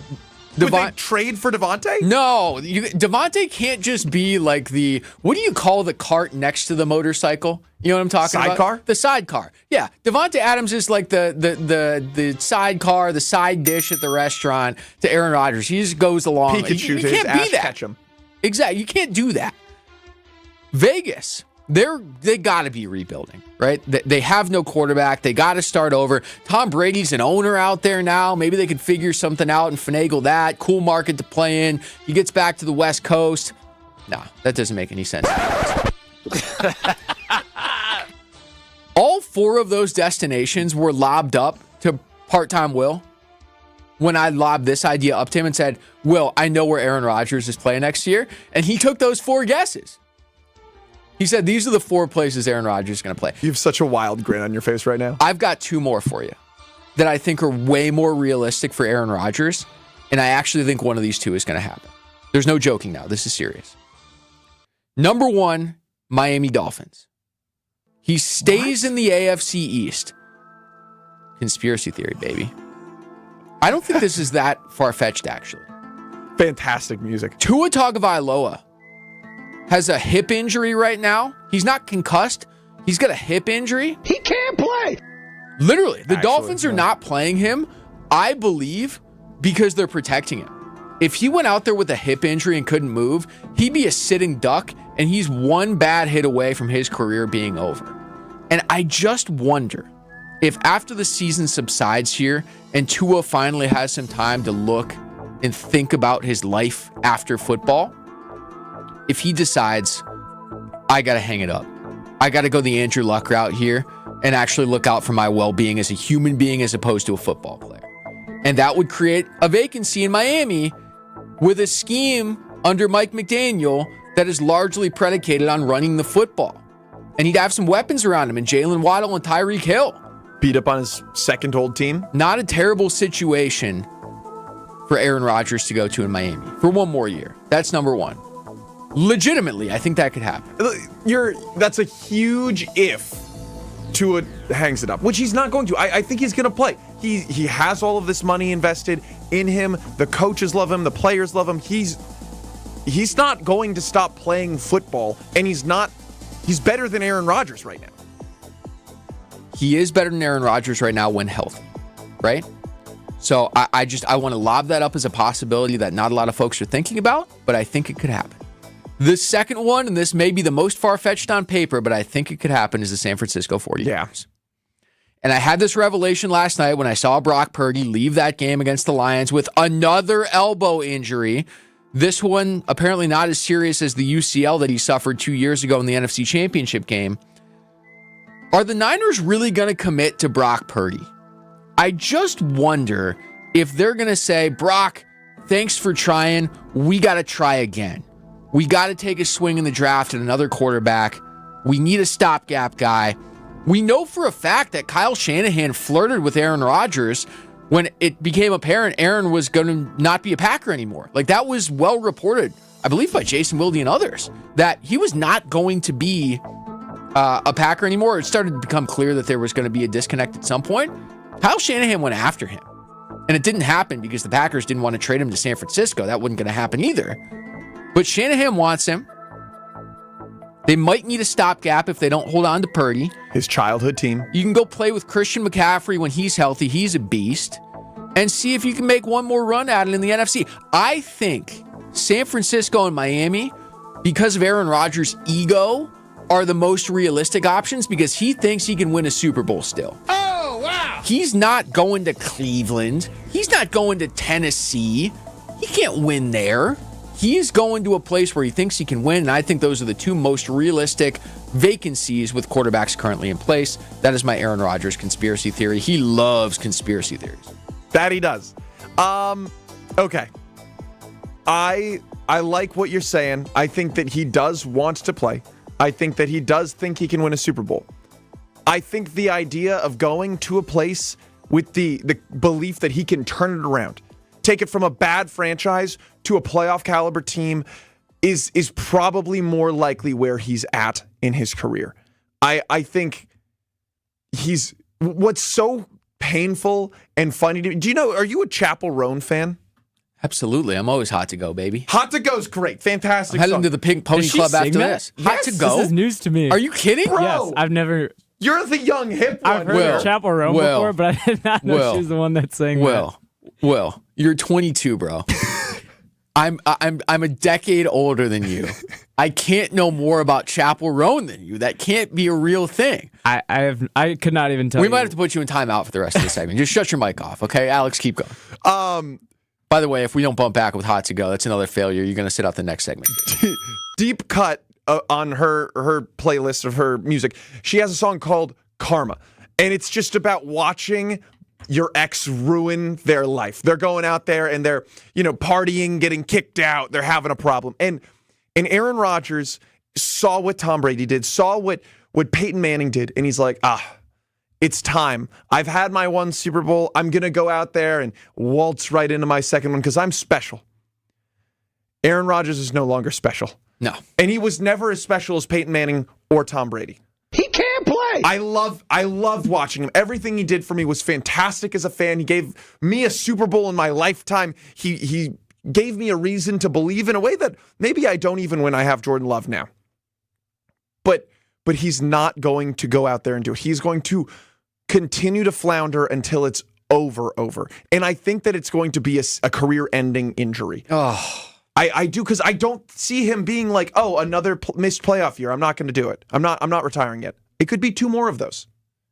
And then he's going to be 43 and he's going to get hurt. Where do you think Aaron Rodgers plays football next year? 800-990-3776, your way into the show. You can comment on YouTube as well at ESPN Milwaukee and hit that subscribe button while you're there. A lot of folks on YouTube and on the text line saying the Minnesota Vikings. I think it's lazy. No disrespect to our great fans out there. It's just like, hey, I'm going to follow the Brett Favre career arc. Like, I think that's why people are doing it. Did you guys see the video of Sam Darnold walking into that locker room after they beat the Packers on Sunday afternoon? There's no freaking way they let him walk out the door with how revered he is with that team right now, especially if he wins the 1 seed on Sunday night. You can't let a guy that won the 1 seed and got you a bye in the playoffs walk out the door. It can't happen. $50 million a year. You're not giving Sam $50 million a year either. Someone is. No. Absolutely. I would be stunned if Sam Darnold got 50. I'm looking at this like, okay, I just played through the most tough division in football. I perhaps got the 1 seed, and I imagine he'll win a game in the playoffs, if not 2.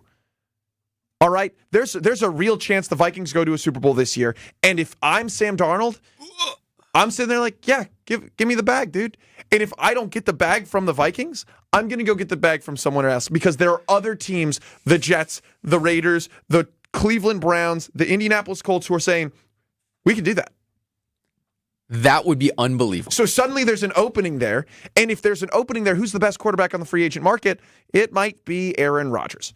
So it's not out of the question. It is, I agree with you, highly unlikely. And I don't think he'd want to do it because I don't think he wants to do the Brett Favre thing. Paul and Jackson, you're on 94.5 ESPN. Where is Aaron Rodgers going to play football next season? In Pittsburgh with the Steelers. Whoa. Sure. Pittsburgh with the Steelers. Why do you say that? Say that for 3 reasons. Number 1, he gushes about Mike Tomlin every time he talks about him. He's always respectful, talks about what a great guy he is, how well he runs his team. 2, they don't have a quarterback next year. Russell's not the answer. Justin's not ready. They know that. And 3, Rodgers will take the pay cut to play there. Wow. Taking on the like Green that. Bay Packers in Dublin, Ireland next year. Oh, that would be funny. That's actually, Alex just hit on it. And thank you for the call, Paul. We appreciate it. It's a great suggestion. That's all I want is I just want Aaron to play the Packers next year. I don't give a damn where he plays as long as the team that he's playing for is on the schedule for the Green Bay Packers. And if that just so happens to be in Dublin, Ireland, where the Packers are reportedly scheduled to take on the Steelers next fall, then so be it. Keep your thoughts coming in. 800-990-3776. Where's Aaron Rodgers going to play football next year? I've given my conspiracy theories.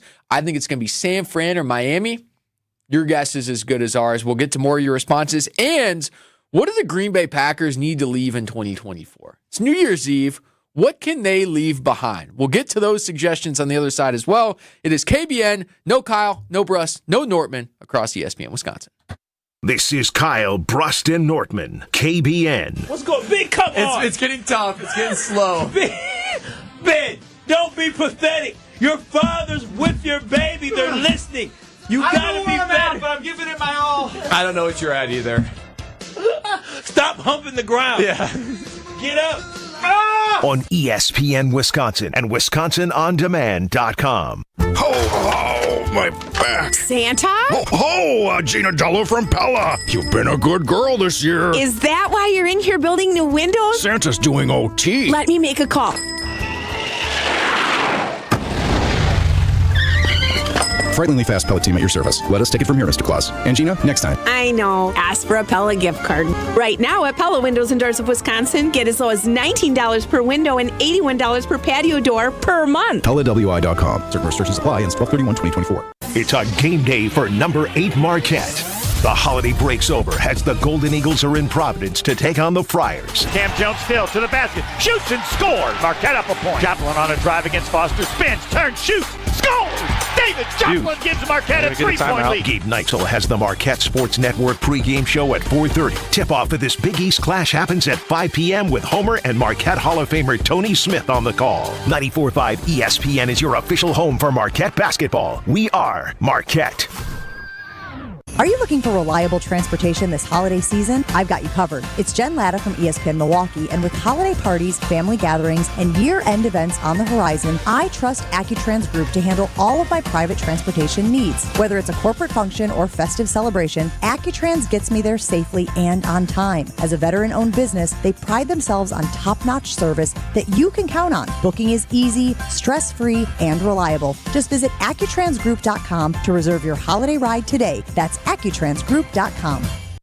It's time for the Ortho ASAP Minute from Orthopedic Associates of Wisconsin. Dr. Sam Steiner is with me. So someone suffers a sports injury and walks into OAW. What's next? In some cases, setting them up with a sports therapist through our facility and seeing if they can get back into what they want to do without surgery. And then in other cases, when we see them back, we follow them along. You're not assessing just their injury, you're assessing the patient. You want to understand their expectations. And based on that, that's where you go down a treatment algorithm to get them back into what they want to do. Is it tough to take into account the human aspect of things and not just focus on the injury? I think it's very challenging. And like I said, you have to be invested in the people you take care of to understand where they're coming from and what their expectations are. They just can't be a number and look at, say, an MRI and say, well, you have this, then we're going to do this. I think in every single circumstance, you have to take into account everything that you have and assess the patient, understand where they're coming from and what their expectations are. The Ortho ASAP Minute is sponsored by Orthopedic Associates of Wisconsin.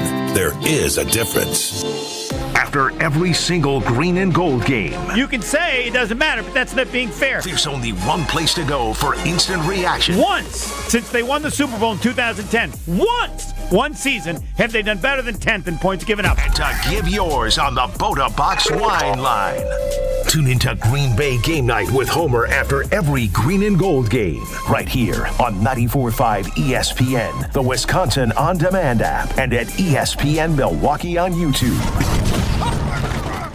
Winter is here. Don't let your car care take a backseat. Protect your car against rust, salt, and grime this season at Tsunami Express Car Wash. Tsunami Express makes cleanup a breeze with their state-of-the-art wash technology, powerful free vacuums, and convenient unlimited wash memberships. Try their new best-in-class T2 with graphene wash for the ultimate long-lasting shine and protection. Tsunami Express Car Wash. Wash, chill, repeat. Try your first wash free when you sign up online at TsunamiExpress.com. This is Kyle Bruston Nortman, KBN, on ESPN Wisconsin and WisconsinOnDemand.com.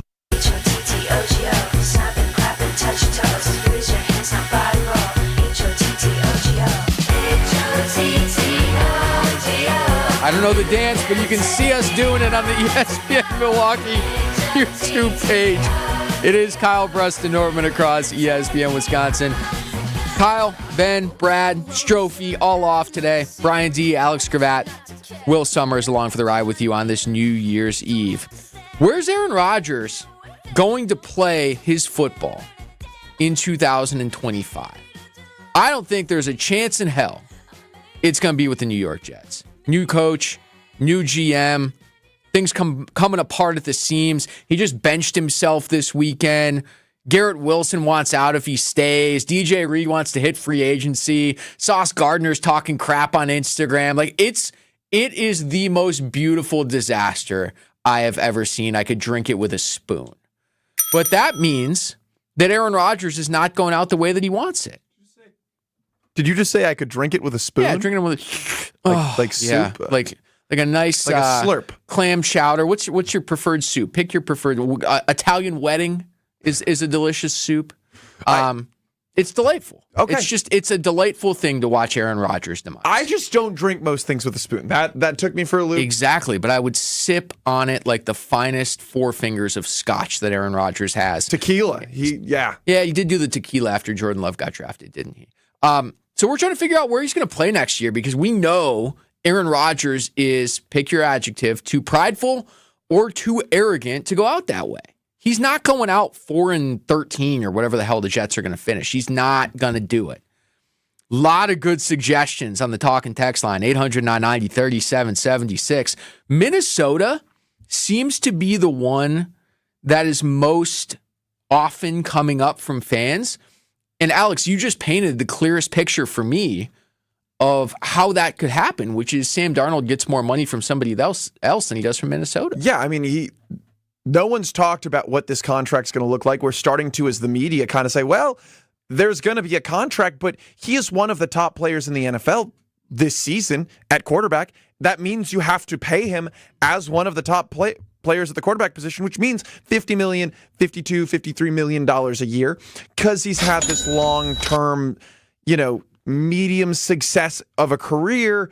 Maybe you can talk him down to 47, 45 at the absolute lowest, but he's going to get that bag. If you look at what Kirk Cousins did, nobody was that excited about Kirk Cousins, and he went out and got buckets of money. Like $90 million from the Falcons, and then all guaranteed. They proceeded to draft Michael Penix like 12 seconds later. Yeah. So they're going to want time to let their young quarterback return from his ACL injury, it stinks to see young talent go down like that, but because of that, they're going to need someone to play that 1-year stopgap. That's what Sam Darnold was brought on for. Now, maybe they franchise tag Sam Darnold, keep him there for 1 year on a huge contract, but I don't think he wants that.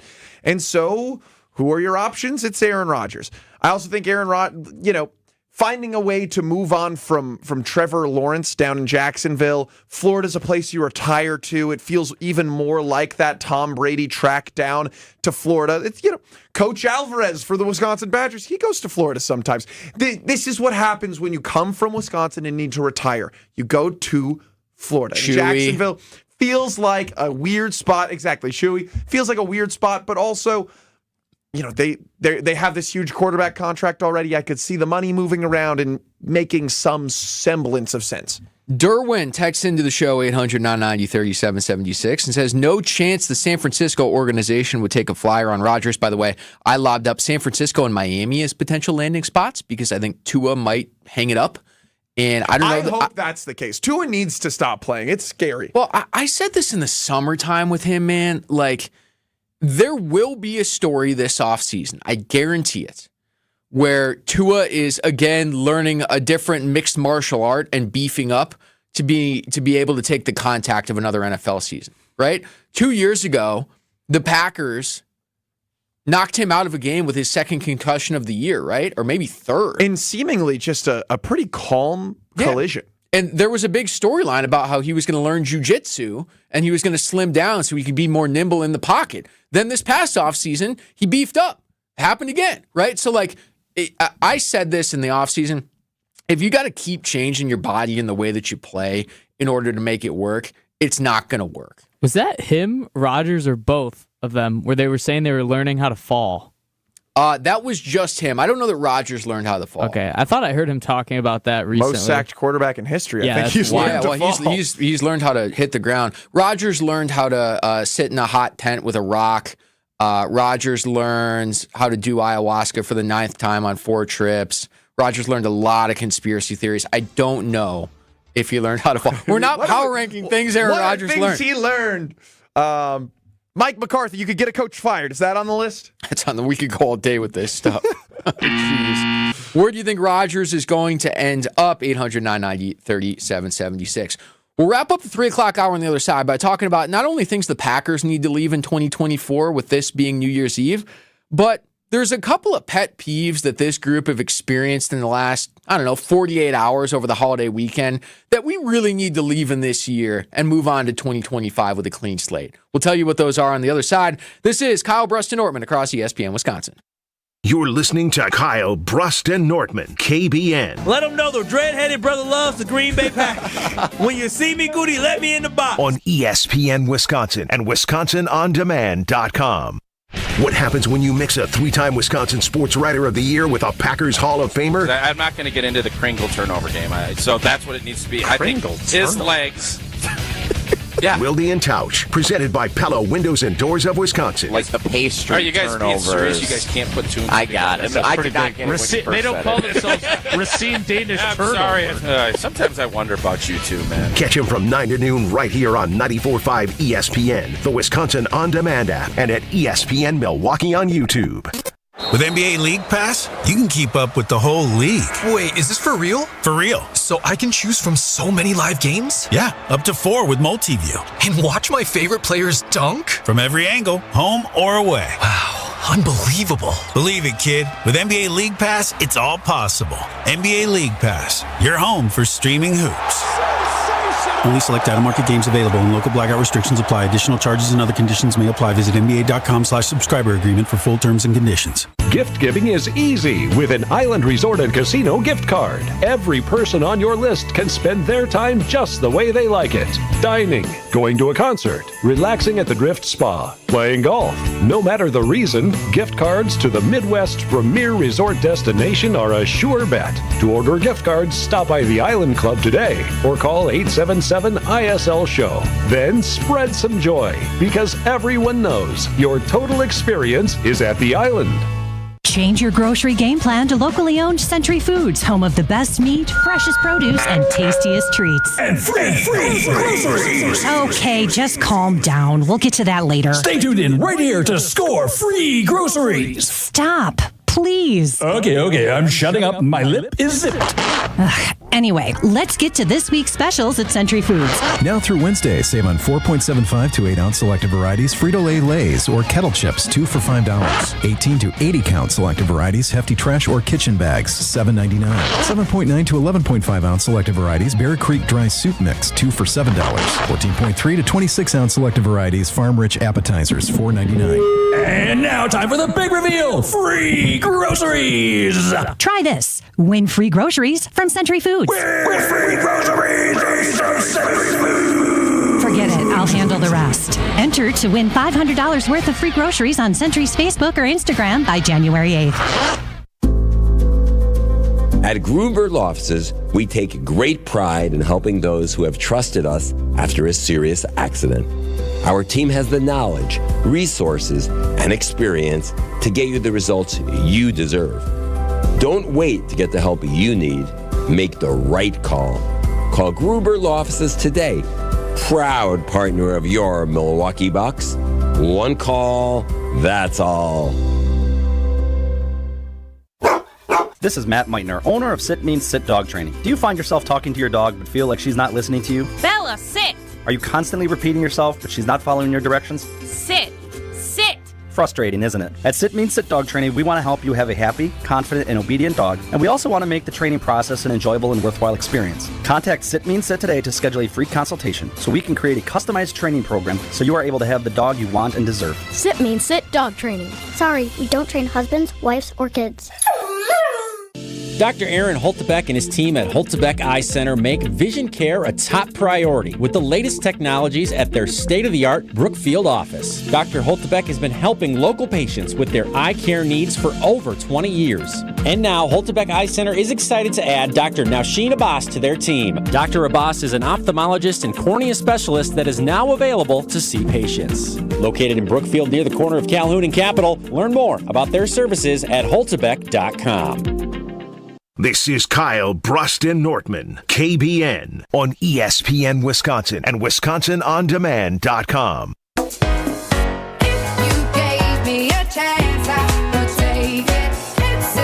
It is New Year's resolution time on KBN. No Kyle, no Brust, no Nortman. Bryan D., Alex Gravatt, Will Summers with you. Not for us, but for the Green Bay Packers. What do the Green Bay Packers, guys, need to leave in the year 2024 as the clock strikes midnight Central Time tonight and the ball drops in New York City and not out of Dontavion Wicks' hands again? Give me something, Will. Yeah. Sorry, Dontavion.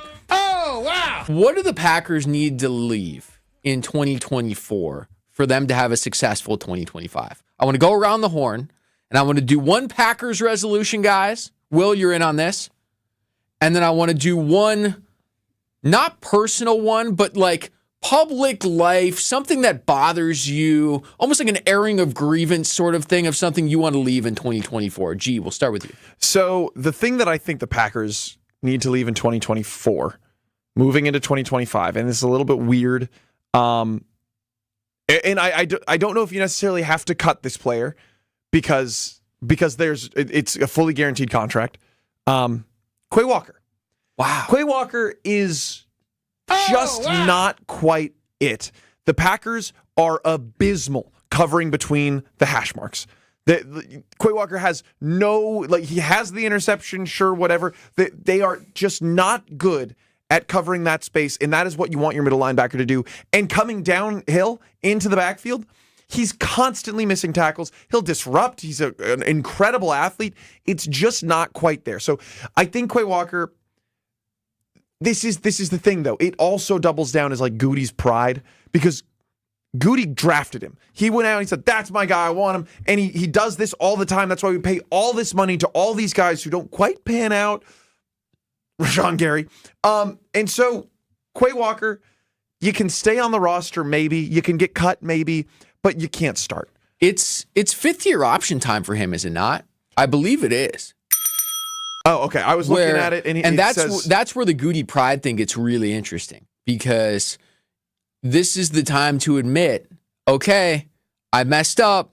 I can't pay you the fifth-year option. You're going lame duck into the final year of your rookie deal.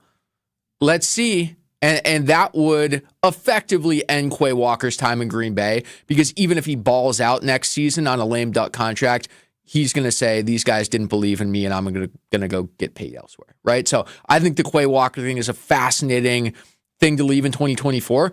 I agree with you. He has not lived up to first-round expectations. He has not been good enough on this Packers defense. Will, let's go to you. Packers New Year's resolution for 2024. Can we have more fun? Please. Like, can Packers fans not do the wave? That is absurd to me as a non-Packers fan. Thank you for bringing this up. I have a story. The one Packers game I ever went to, it was Packers-Titans Thursday night football game. Wore my Walter Payton jersey, by the way. Thank you. Brag. You're that guy. Yeah, that guy. Cool. I'll cool myself there. There's too many fantastic Packers to have that conversation. So sorry, go on. But anyways, I was actually astounded. Astonished or astounded? Astonished. Okay, I just made up a word. Astonished at the fact that you had to be quiet while they were on offense. Yeah. That is just so weird to me. Why can't we have fun? I appreciate you bringing this up, because I'm going to lay this down right now for everybody across ESPN Milwaukee, ESPN Madison, ESPN Beaver Dam. Matt LaFleur whining about Packers fans doing the wave while up 33-0 in a division clinching game over the Christmas holiday was one of the craziest things I've ever seen. I just don't get it. Dude, there's got to be something more important that you can focus on. It's a sports game. I didn't know there was times where I had to pick and choose my time to cheer and have fun. It's insane that this dude is coaching a football game and he's up. But if it's a one-possession game, I sort of get it. Right, and I don't think they would be doing You're up 5 touchdowns, about to clinch a playoff spot. All I'd be worried about is whether or not I'm going to get Gatorade dumped on me because it's kind of cold outside, and what size T-shirt am I getting after? Settle down. The other thing is, if you've been to Lambeau, the whole environment feels a little bit neutered because of years and years and years of this kind of thing. They had to, they did a thing 2 or 3 years ago, and I don't think anything ever came to fruition, where they publicly asked people to submit for a third down sound of hey, maybe we should do a boat horn or something. It's the most sterile environment. It's way too structured. There's nobody to blame for the sterile environment at Lambeau Field other than the Green Bay Packers organization. Okay. And Matt LaFleur It was the biggest crybaby thing by Aaron Rodgers to be like, you guys can't have fun. You can't cheer when I'm on offense. Oh, my God. And it does start with Aaron Rodgers. Maybe it doesn't end there, die there, because Matt LaFleur 100% does it. I went to an Ohio State football game over the weekend, right? Cool. Yes, it was great. It was against the Tennessee Volunteers. It was a blowout. Don't be disrespectful. The Ohio State University. The Ohio State University hosted me. Now, I had my Wisconsin gear on underneath, but it was so raucous, rowdy. It was, there was, they wanted blood. And that's when I realized, like, Wisconsin athletics, UW in particular, and we don't have to dive too deep into this, will never be Ohio State because the state of Wisconsin is genuinely too nice. Well, I agreed. Yeah, and the other interesting facet to this is I saw on social media after the latest wave thing, and this is not a one-time thing. It's not. Right? This comes up twice a year. G is distraught by this. It's brutal. He knows it's a problem. This comes up twice a year where Matt LaFleur is publicly bemoaning his own fans for doing the wave. The wild thing about it is that was a Milwaukee game. So Packers season tickets, the way that they work is if you're a Milwaukee season ticket holder, there's 3 games that go to you. And I saw inter-fan base quarreling between Packers fans about, oh, look at the idiots at Lambeau. Like, Packers fans are saying, look at the idiots at Lambeau Field doing the wave while the Packers are on offense up 5 touchdowns. What are we doing? What are we doing? It was just such a wild We thing. got to stop. We got to leave that. I think that it could be really fun if the Packers fans were like, okay, the Packers are on offense, like full dead silence. It's a bit like we are all in on it, but it's not. It is taking away from the experience because, it's an NFL game, bro. Like, get rowdy. No one in that stadium is sober. Alex, you've been in Madison for a while now, right? Yeah. I'm sure you've been to a Wisconsin Badgers football game. Couple 2-3. While the Badgers are on offense, has the student section of 25,000 plus kids ever chanted profanities at each other while the Badgers are on offense? It happens every game. Time. Every single game. Why should Green Bay be any different? Because we're closer to God? Ridiculous. We're leaving it in 2024. Get rowdy, Green Bay. What I'm leaving in 2024 for the Green Bay Packers is Jair Alexander. We'll explain on the other side. This is Kyle Brust-Nortman across ESPN Wisconsin. It started with a prediction. We'll go out there and play basketball and win. And how many games? 6. It became the culture. Chance of Bucks in 6. Being a Bucks fan means you live and breathe Bucks in 6. Brandon Jennings created the prophecy. Tune into Behind the Bucks, the story of Brandon Jennings on the Bucks Plus audio network. Behind the Bucks is presented by Gallagher, your trusted insurance broker and HR and benefits consultant. Available now on bucks.com/plus, the Bucks app, and streaming wherever you get your podcasts. That's for the culture. Every pass, every dribble, every shot. Cam Jones double team. Reverse layup. Ben Gold open on. Good again. That is 3 threes. And here's a steal by Chase Ross. It's showtime. Stevie Mitchell 3. There it is. Gave it to him. There it is. A third player in Marquette history with a triple-double. Every single second. Marquette by 18 over the 6th-ranked team in the country. We are your official home for Marquette Golden Eagles basketball. 94.5 ESPN. Gift giving is easy with an Island Resort and Casino gift card. Every person on your list can spend their time just the way they like it. Dining, going to a concert, relaxing at the Drift Spa, playing golf. No matter the reason, gift cards to the Midwest's premier resort destination are a sure bet. To order gift cards, stop by the Island Club today or call 877-ISL-SHOW. Then spread some joy because everyone knows your total experience is at the Island. Tito's Handmade Vodka is America's original craft vodka. In 1995, Tito Beveridge built his very own distillery and put his life savings into it. Since then, he's won the unanimous Judge's Choice Double Gold Medal at the World Spirits Competition, the Chairman's Trophy for World's Best Vodka Tonic, and many others. Tito's Handmade Vodka is still made on the same land where he started it, all in Austin, Texas. Distilled from corn and gluten-free. Visit us at titosvodka.com for recipes, videos, and more. Distilled and bottled in Austin, Texas. 40% alcohol by volume, namely 80 proof. Crafted to be savored responsibly. You're listening to 94.5 ESPN, WKTI and WKTI HD Milwaukee, a Good Karma Brands radio station. Broadcasting live from the Gruber Law Office's One Call That's All studio at the Avenue in downtown Milwaukee. This is Kyle Bruston Nordman, KBN on 94.5 ESPN, the Wisconsin On Demand app, and streaming live at ESPN Milwaukee on YouTube. We them boys.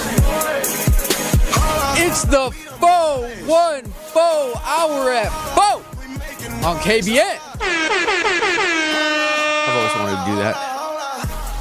Kyle Bruston Ortman on a New Year's Eve Tuesday afternoon that feels like a Friday. No Kyle Wallace, no Ben Bruss, no Brad Nortman, no Alex Strofe. Where are those dudes? Celebrating the New Year's holiday. Bryan Z, Alex Gravatt, Will Summers with you. Marquette basketball coming up at 4:30. Gabe Neitzel has your network pregame coverage live from Buffalo Wild Wings in Waukesha for the Marquette pregame and halftime party. Go watch the game out there, Marquette Providence, if you're driving around the Waukesha area right now. All right, G, we just had a conversation a couple of minutes ago about New Year's resolutions, not for us, but for the Green Bay Packers. You said you wanted to leave Quay Walker in 2024. Yeah. Elaborate. He just... all of the athletic ability, there's a lot that you like there, but he's not making the team better necessarily. He's not great in coverage. He's missing plays. He's putting pressure on everyone else to do more. He's an athletic freak, yes, but it's just this resignment to Goody's, I drafted a guy, and so he must be the guy. And I think it's worked at times, and also sometimes we have to say, hey, Bryan, I'm sorry, it's not it. And so it's a larger picture, but Quay needs to stay. Now, of course, cutting him is a $4 million hit. If he stays on the team, it's a $4 million hit. So just bury him in the depth chart. Put him on special teams. Make him earn his spot back. He doesn't have a spot right now. Edgerrin Cooper is the guy. Wilson, I think, is the other. He's not even a top 3 middle linebacker on the Green Bay Packers. Just let him be. So we're leaving Quay Walker in 2024. Part-time Will, our producer, lobbed up that he wants Matt LaFleur complaining about the wave to be left in 2024. I couldn't agree anymore. Or just more fun. Yeah, hey, Packers fans, let's try to have a little fun. A lot of people on the text line are saying going to Packers games is kind of like church. Chef Ed, 800-990-3776 texts in and says, I'm a season ticket holder. Compared to other stadiums, it's like a church service. It's true. Have you been to Cleveland? You've been to Buffalo? People are diving through tables on fire. But that's the people thing. in Cleveland are doing beer bongs out of a boot. The party around the game is still huge. The tailgating is fun. There's a lot of yeah, good but there. the tailgating's even a little bit subdued in Green Bay. It's not raucous. I don't see a lot of 2-story beer bongs in Green Bay. I see people. I don't see a lot of 2-story houses. Let's flip some pancakes and make some booyah. It's a friendly tailgate. You know what I'm saying? You don't see guys diving drink through glasses of wine. Yeah, little juice box, little Pinot Grigio. Bryan, I think that you have a solid point in a lot of ways. And what I was talking about earlier with Ohio State, I was a little scared for my life, and I wasn't a fan of either team that was at that game. But the state of Wisconsin is too kind to be this true firehouse like Ohio State is. Yeah. The Ohio State University, my apologies. But I think that you're a little pampered with the Bills because I think that any other team. No, but because the Bills are the most get that, fun dude. fan base. I've spent a lot of games at Lambeau, though. I've lived in Wisconsin for 15 years. I've lived in this state longer than anywhere else in my life. I have. Cool. I have. Yeah, cool. I've been to enough Lambeau tailgates to know it's kind of and this isn't a bad thing.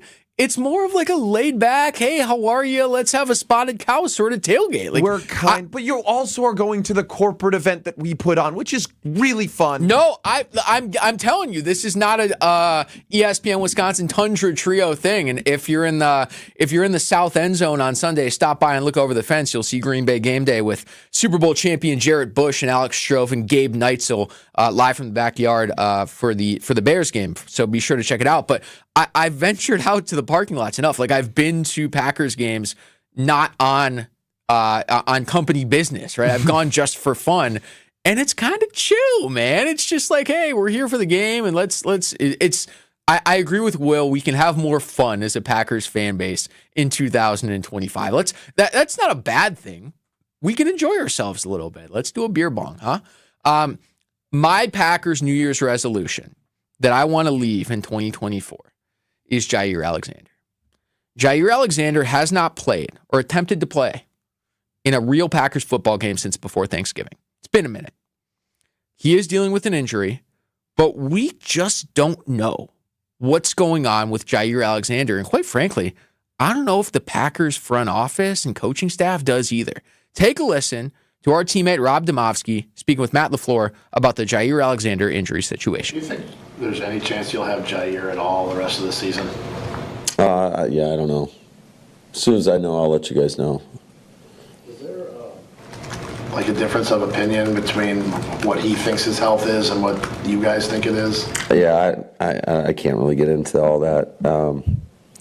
I do know that he's been dealing with swelling, and he doesn't feel right to go out there and play.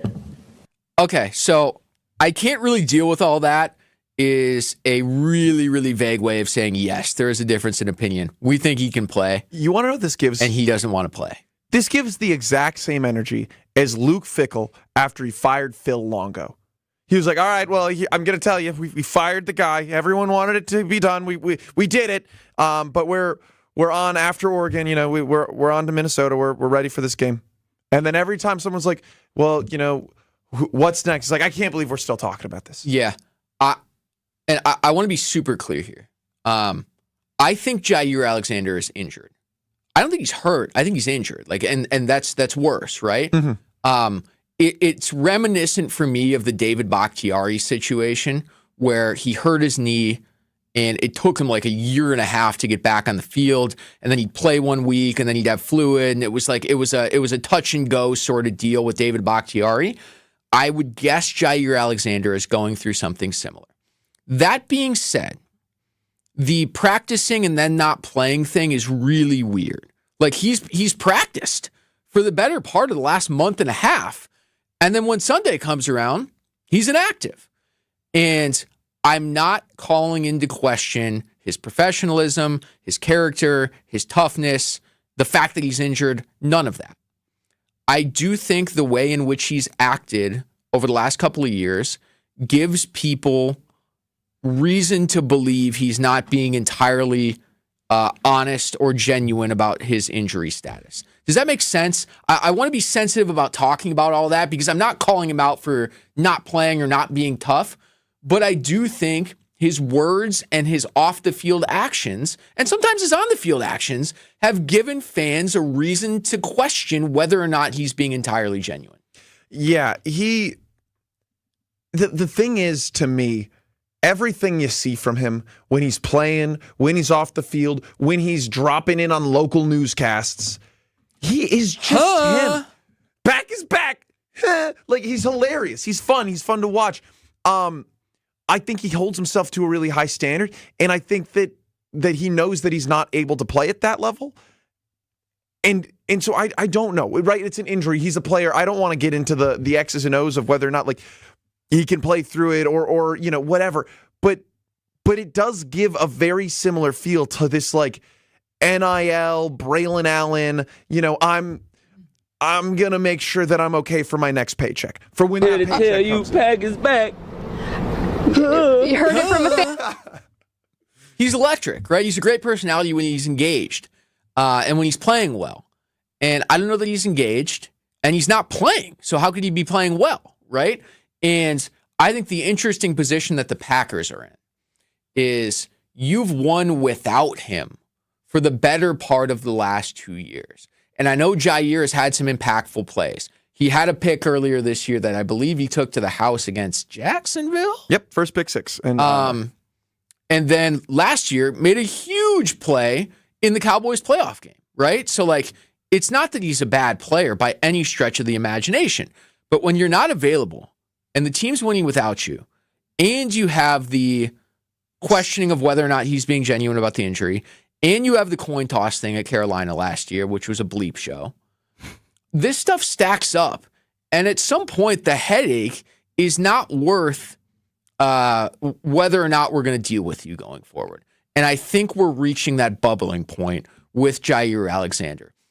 The other thing I would say on this, Alex, is Jair Alexander's been good. But has he been great? Like, has he been truly a lockdown corner in his career? In his career, absolutely. It's been a while. Okay, so from 2020 to 2022, he allowed a 66.4 passer rating, which is real bad, very small separation, and the highest grade on Pro Football Focus from 2020 to 2022. Now, I know that doesn't mean he was the best, but over those 2 years, he was the number one cornerback in how they grade players. And I got to be honest, they do a pretty good job. They're pretty accurate on these things. So he's at least a top 5 from that situation. The injuries have slowed him down quite a bit. He has not been on the field consistently. But if you remember, might have been last year, might have been 2 years ago, the first game we played against the Vikings torched us. Mm-hmm. Justin Jefferson had 180 yards or something. It was the COVID year, wasn't it? They played in front of no fans? No, because I remember watching it in front. I was with friends watching it. And okay. I'm pretty sure at least. Super spreader. Yeah, it was one of those moments. But he did not follow Justin Jefferson. In the next game they played each other. Yeah, he locked him up. And he locked him up. And he gritted. I was at that game at a tailgate. He added this level of fierce tenacity that the Packers otherwise don't have, I think. And so from a culture fit, when he's on the field, he is huge. And so maybe this practicing that he's doing is adding some of that, because you see this money thing that everyone's doing every time they make a play. Like there is this fire and heat that the Packers defense has that, to be honest, the entire time Aaron Rodgers was here, they never had that. And I don't think that was Aaron Rodgers, but I think that Jair continues to bring some of that heat. So it frees up $6 million next year if they cut him. It's $19 million dead. I don't know if that's the right call, especially if he comes back in the playoffs and is himself. Bigger picture, I think the whole Packers defense has started to prove that it may be about the individual talent. Mm-hmm. You know, we've been having this conversation for a couple of years about it's got to be Joe Barry. It's got to be the scheme, right? There's too many first-round picks for the defense to be this bad. And now you've got a different defensive coordinator. You got more first-round picks, and the results are pretty similar. They created more turnovers in the early part of this season. That has regressed to the norm in a big way, right? So Quay Walker, Devontae Wyatt, I sometimes forget Kenny Clark's on the team. When was the last time you watched Kenny Clark make an impact play in a Packers game? No clue. For a guy that's making $64 million, right? It's tough. It feels like, looping it back to Jair, it feels like they need a wholehearted personnel reset on the defensive side of the ball. And Jair, moving on from him in 2025, would be the impetus, the starting event to say, all right, we got to press a reset button. We screwed up on Stokes. We screwed up on Wyatt. We screwed up on Walker. We screwed up on, not Jair, but it's run its course with him. We got to start over with a new group. And when I look at the Green Bay Packers, specifically on the defensive side, but also on the offensive side, I don't see star power. Jair Alexander offers some star power. Edgerrin Cooper could offer some star power. Xavier McKinney is a star. Those are your corner pieces. And so while I hear you that Jair Alexander's a headache and you never know when he's going to be active and whatnot, if he can show up and play in the postseason, because we all know that is the only thing that matters for the Green Bay Packers. At this point, if he can show up and show out in the postseason, I take all of the regular season. Everything you're saying is making sense. I don't know that I want to drop him in cold against A.J. Brown after not playing in 2 months. And A.J. Brown is the worst matchup for him. Or Devontae Smith. Take your pick. I don't care. Both of those guys are going to cook him if he hasn't played in 2 months. And everything you're saying makes sense until you hear the tone. And we can play it again in Matt LaFleur's voice when Rob Domofsky asked this question about whether or not Jair Alexander is going to be available this season. This is how Matt LaFleur sounds. Do you think there's any chance you'll have Jair at all the rest of the season? Yeah, I don't know. As soon as I know, I'll let you guys know. Is there like a difference of opinion between what he thinks his health is and what you guys think it is? Yeah, I can't really get into all that. I do know that he's been dealing with swelling, and he doesn't feel right to go out there and play. You know what that is? You know what that emotion is? Resignation. He is resigned to the fact that Jair Alexander will not play another game for the Green Bay Packers this year. And if he gets anything out of him, that is a huge cherry on top of the sundae, but he doesn't believe it's going to happen. I believe Matt LaFleur is resigned to Jair Alexander's time in Green Bay being over. That would be crazy. It would be such a loss, a weird... I mean, for as weird as the Aaron Rodgers debacle was, as weird as it was to watch Jordy Nelson, to watch the Zadarius Smith kind of weirdness, and watching Devontae Adams leave because of contract disputes, this might end up being the weirdest situation of all. And we might not get a public resolution. We still haven't gotten really a public resolution to the Rodgers thing, right? The Packers don't operate that way, but the one thing they do, and we'll wrap it up with this, they always let go too early. Or earlier than you think they should, right? And that's an organizational philosophy. They always want to let you go a year before they think you're going to fall off the cliff.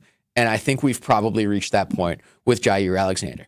800-990-3776, your way to get in. We will wrap it up and send you into Marquette basketball on the other side. This is KBN, no Strophy across ESPN Wisconsin. I'm just here to tell you, Pack is back. This is Kyle Bruston Nortman. Dick Van Dyke, real quick on the cha-cha slide ACL, says she was carried out by all 5 of us. 5 people? That's a big girl. Big girl, yeah. That's a big girl who did cha-cha. Stop it, Kyle. What you mean? 5 of them had to carry. That's a big girl. Ain't nothing wrong with that. Ain't nothing wrong with that. On ESPN Wisconsin and WisconsinOnDemand.com. With Wilde and Tausch, you won't miss a play. Romeo. This 3-syllable, you have to take the O out of the equation. That's too easy. Presented by Pella Windows and Doors of Wisconsin. Iota, right? Not one iota. Iota. Yeah, that's only 4 letters. Weekdays from 9 to noon. Let's pretend you're a first-time listener to Wilde and Tausch. What the hell is this? They're discussing syllables. On 94.5 ESPN, the Wisconsin On Demand app, and at ESPN Milwaukee on YouTube. Chronic joint pain has a snowball effect. It's not just the pain. What that did is just make me depressed that I couldn't get back into the gym, and I was inactive, gaining weight. I had to find another alternative. And for Chad, that alternative was QC Kinetics and the non-surgical natural biologic treatments that can give lasting relief to aching hips, shoulders, knees, and backs. Once they explained it, it made sense. Putting what we have inside our body back into us in a certain strategic way to heal up in a natural process was fantastic. QC Kinetics treatments take place right in the office. No downtime, no surgery. And as for the outcome, I'm just back to bouncing around, having fun, doing my work, living pain-free. Don't let chronic joint pain rob you of your quality of life. Discover advanced regenerative medicine at QC Kinetics. Call now to learn more. It's a free consultation. Call QC Kinetics, 414-285-3474. That's 414-285-3474. 414-285-3474. One of the best things about the holidays is going home and spending time with family and friends. One of the worst things, getting there. Holiday travel can be tough, especially driving. If you or a loved one needs help after an accident this holiday season, we're here for you. Our top-notch team of experienced professionals is available 24/7. Be safe this holiday season. Gruber Law Offices. One call, that's all. Kyle, Brust, and Nortman. Barry Alvarez, welcome into Kyle, Brust, and Nortman. How are you? Your home for everything Wisconsin Badgers. I want to run through a wall for you, Coach. I'll go squat the rest of my life and give me 1 year eligibility, and I'll do my damnedest to make you proud. Ben, we're going to have to toughen you up a little bit. Yeah, a lot of it. I want to see you put your nose on somebody's chest. 364 more days till next year's hockey tryouts. I got to toughen up. Weekdays from 2 to 5 on 94.5 ESPN and on ESPN Milwaukee's YouTube channel. Woo! Hey, this is Ben Brust from Kyle, Brust, and Nortman on ESPN Wisconsin. People can't stop screaming about the Screamin' Sicilian frozen pizza, and no wonder. There's plenty to scream about, like the buttery stone-fired crust, secret recipe tomato sauce, mounds of whole milk mozzarella, and tons of premium toppings. Find Screamin' Sicilian in your local grocer's freezer and find out for yourself why Sporked called Screamin' Sicilian's holy pepperoni frozen pizza the best of the best. Screamin' Sicilian, taste what all the screamin' is about. Hi, Drew and Jonathan Scott here, reminding you that a lot of life's firsts are better with help from American Family Insurance. Like your first home expansion or your first big lightning strike. There's a first for everything. Get the right home policy at the right price with the right help from American Family's agents. Life's better when you're under American Family's roof. Insure carefully, dream fearlessly. Get a quote and find an agent at amfam.com. Products not available in every state. American Family Mutual Insurance Company SI and its operating company 6000 American Parkway, Madison, Wisconsin. This is Kyle, Brust, and Nortman, KBN, on ESPN Wisconsin and WisconsinOnDemand.com. If you wanna run away with me, I know a galaxy and I could take you for a ride. I had a premonition. Marquette at Providence. Your network pregame coverage starts in 10 minutes or so with Gabe Neitzel live from the Buffalo Wild Wings in Waukesha as the Golden Eagles resume Big East play after a 10-day hiatus. Homer and the Hall of Famer Tony Smith on the call of that game right here on 94.5 ESPN at 5 o'clock. Until then, Bryan D and Alex Gravatt in for the KBN boys. 800-990-3776, your number to get in. New Year's resolutions for the Green Bay Packers. Just talked them up. What are we leaving for the Packers in 2024? As we advance to 25, we've decided Jair Alexander, Quay Walker, and not having fun. We're leaving not having fun in 2024 because Packers games need to be more fun. That's coming from a Bears fan. That kind of stings, actually. He's been to Packers games. Bears games are fun, too. If Bears games are more fun than Packers games... You said you needed to take a break from football after going to one. The environment was fun, though. The game was bad. That's pretty damning. The product on the field was horrible. If Bears fans are having more fun at Soldier Field than Packers fans are at Lambeau with that product in Chicago, we got a real problem in Green Bay. I will say this. Being kind of delusional is fun. To be it is the emotional roller coaster. Talk to Jim Rutledge. My goodness. And you know what? We probably get along. That's a great lesson as we kind of push this into 2025. I would like Packers fans to be a little delusional over the next 3 weeks, right? You're right. Let's get delusional. And it's not a negative thing. It's like, okay, the Packers are the 7th seed. Jordan Love's not playing that great. The defense has been touch and go. To hell with it. Let's be a little delusional and go to the Super Bowl, right? Yeah. Why not? Let's just talk about, I guess we'll lose to the Eagles. It's not a miracle if the Packers beat the Eagles. I think it would be We talked about it earlier. The Eagles have peaked early. They've been fine. They have star power, yes, but they've got a quarterback who hasn't played in damn near a month. It's not going to be a miracle. All right, Brian? I think you're delusional. Oh, wow. Good. There it is. I'm having fun. So we've done Packers resolutions. Let's do our grievance resolutions of things that we've seen over the last couple of weeks around the holidays that we want to leave in 2024. And I want to start with producer Will on this because he inspired the topic. He saw something that needs to be left in 2024. Yeah, I'm a big, I like Mexican food. I don't know if you could call Qdoba and Chipotle that. Sure. It's a Mexican grill. That's what they advertise. I love both. They're right. sensational. So good. It's my go-to spot. But anyways, the problem that I always run into, and it makes me literally so mad. I hate how mad it makes me, is when people are reading 5 orders off their phone. And what inspired this was I was at Qdoba a couple weeks ago, and some guy literally just pulled out a legal pad, started reading 5 different. Wrong. Here's what. Obviously, it makes it easier for me, but it also makes it easier for the workers. It makes it easier for the people ordering. You don't have to wait and sit there and try to know what ingredients go in which bowl or burrito because there's so many different ingredients. Yeah. It's just just use more online ordering. It's so easy. It's accessible. You don't have to wait. You can just go pick it up. And for someone like me who doesn't do that when I'm just going by myself, it makes the process a lot more easier. Coming from the guy who doesn't know Chapel Roan, this was a pretty tech-savvy take. Yeah, it was. I agree with you.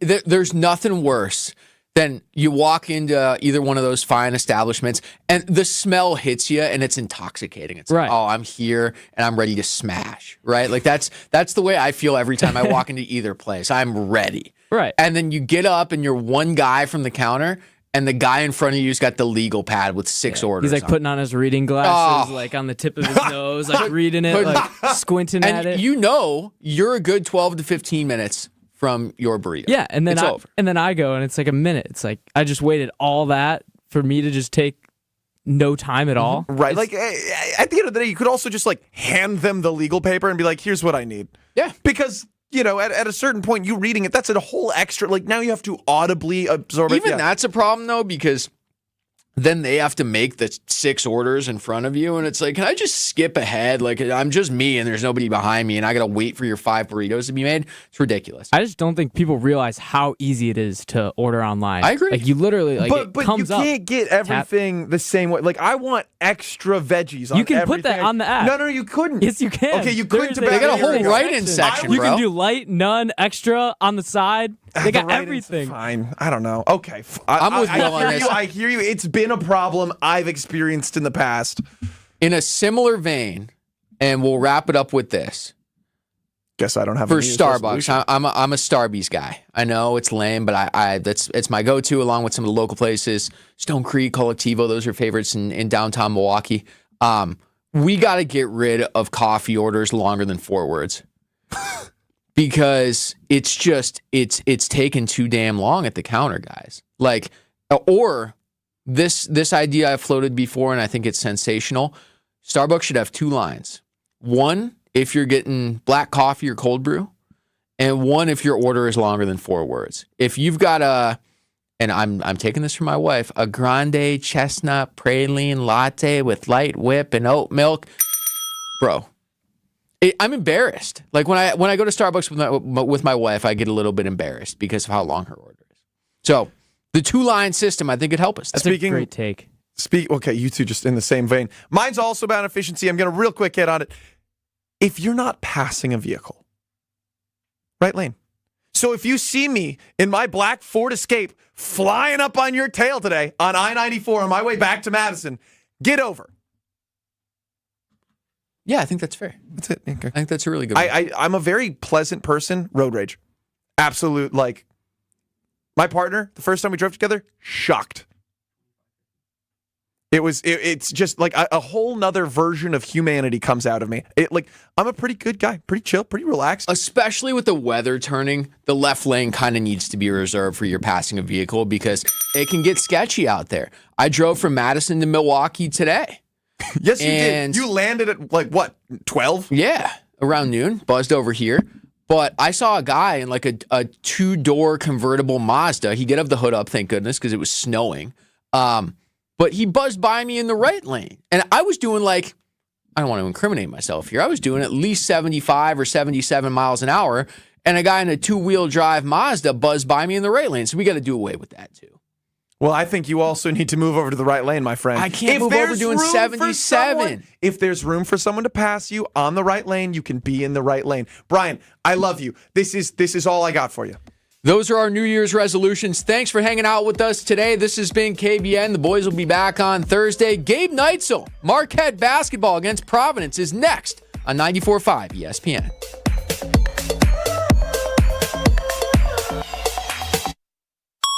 An ESPN Radio Extra Point with Gabe Neitzel. The eye test for Josh Allen tell you he has been as good as your eyes have told him. Yep. And I know we had a caller saying, a lot of those rushing touchdowns from Josh Allen just been quarterback sneaks at the one, like they're running the tush push or something up in Buffalo. That wasn't the case in some of those big-time games I was watching. Had a big-time run that sealed off one of the games that they played earlier this year. He was running all over, throwing it all over. Detroit, who could be the best team in the NFC as well. And it isn't just those those straight statistics, but I think when you look at those stats for Josh Allen, it really starts to add up. And the other thing against Lamar, while the stats are certainly better, he's got some inexplicable losses. It's tough. It's tough to go, well, you've got the losses against Vegas, you've got the losses against Cleveland, where those losses don't exist in the resume of Josh Allen.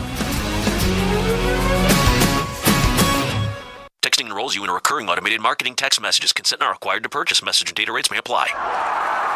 The team's looking good this season. I think so. Man, I miss playing football. Being young with unlimited energy to burn. Ever since I turned 40, I just can't find that fire I used to have. Think you could be lower testosterone? What do you mean? All guys lose their edge when they turn 40. The body has less testosterone. That's why I take Nugenix Total T. I've heard about Nugenix. That really works? Since I started taking Nugenix, I'm lifting like when we played for Coach Carter. I feel more energized at work. It's even spiced up things between me and the missus. Are they still giving out complimentary bottles for people to try? Yep, send a text. It's that easy. Text EDGE to 42424 right now for your complimentary bottle of Nugenix Total T. It's the #1 selling testosterone boosting brand at GNC and Walmart. Do it now and they'll also send you a bottle of Nugenix Thermo X, their newest, most powerful fat burner ever, absolutely free. Text EDGE to 42424. That's EDGE to 42424. These statements have not been evaluated by the FDA. This product is not intended to diagnose, treat, cure, or prevent any disease. This is Matt Meitner, owner of Sit Means Sit Dog Training. Do you find yourself talking to your dog but feel like she's not listening to you? Bella, sit! Are you constantly repeating yourself but she's not following your directions? Sit! Sit! Frustrating, isn't it? At Sit Means Sit Dog Training, we want to help you have a happy, confident, and obedient dog, and we also want to make the training process an enjoyable and worthwhile experience. Contact Sit Means Sit today to schedule a free consultation so we can create a customized training program so you are able to have the dog you want and deserve. Sit Means Sit Dog Training. Sorry, we don't train husbands, wives, or kids. It started with a prediction. We'll go out there and play basketball and win. And how many games? 6. It became the culture. Chance of Bucks in 6. Being a Bucks fan means you live and breathe Bucks in 6. Brandon Jennings created the prophecy. Tune into Behind the Bucks, the story of Brandon Jennings on the Bucks Plus audio network. Behind the Bucks is presented by Gallagher, your trusted insurance broker and HR and benefits consultant. Available now on bucks.com/plus.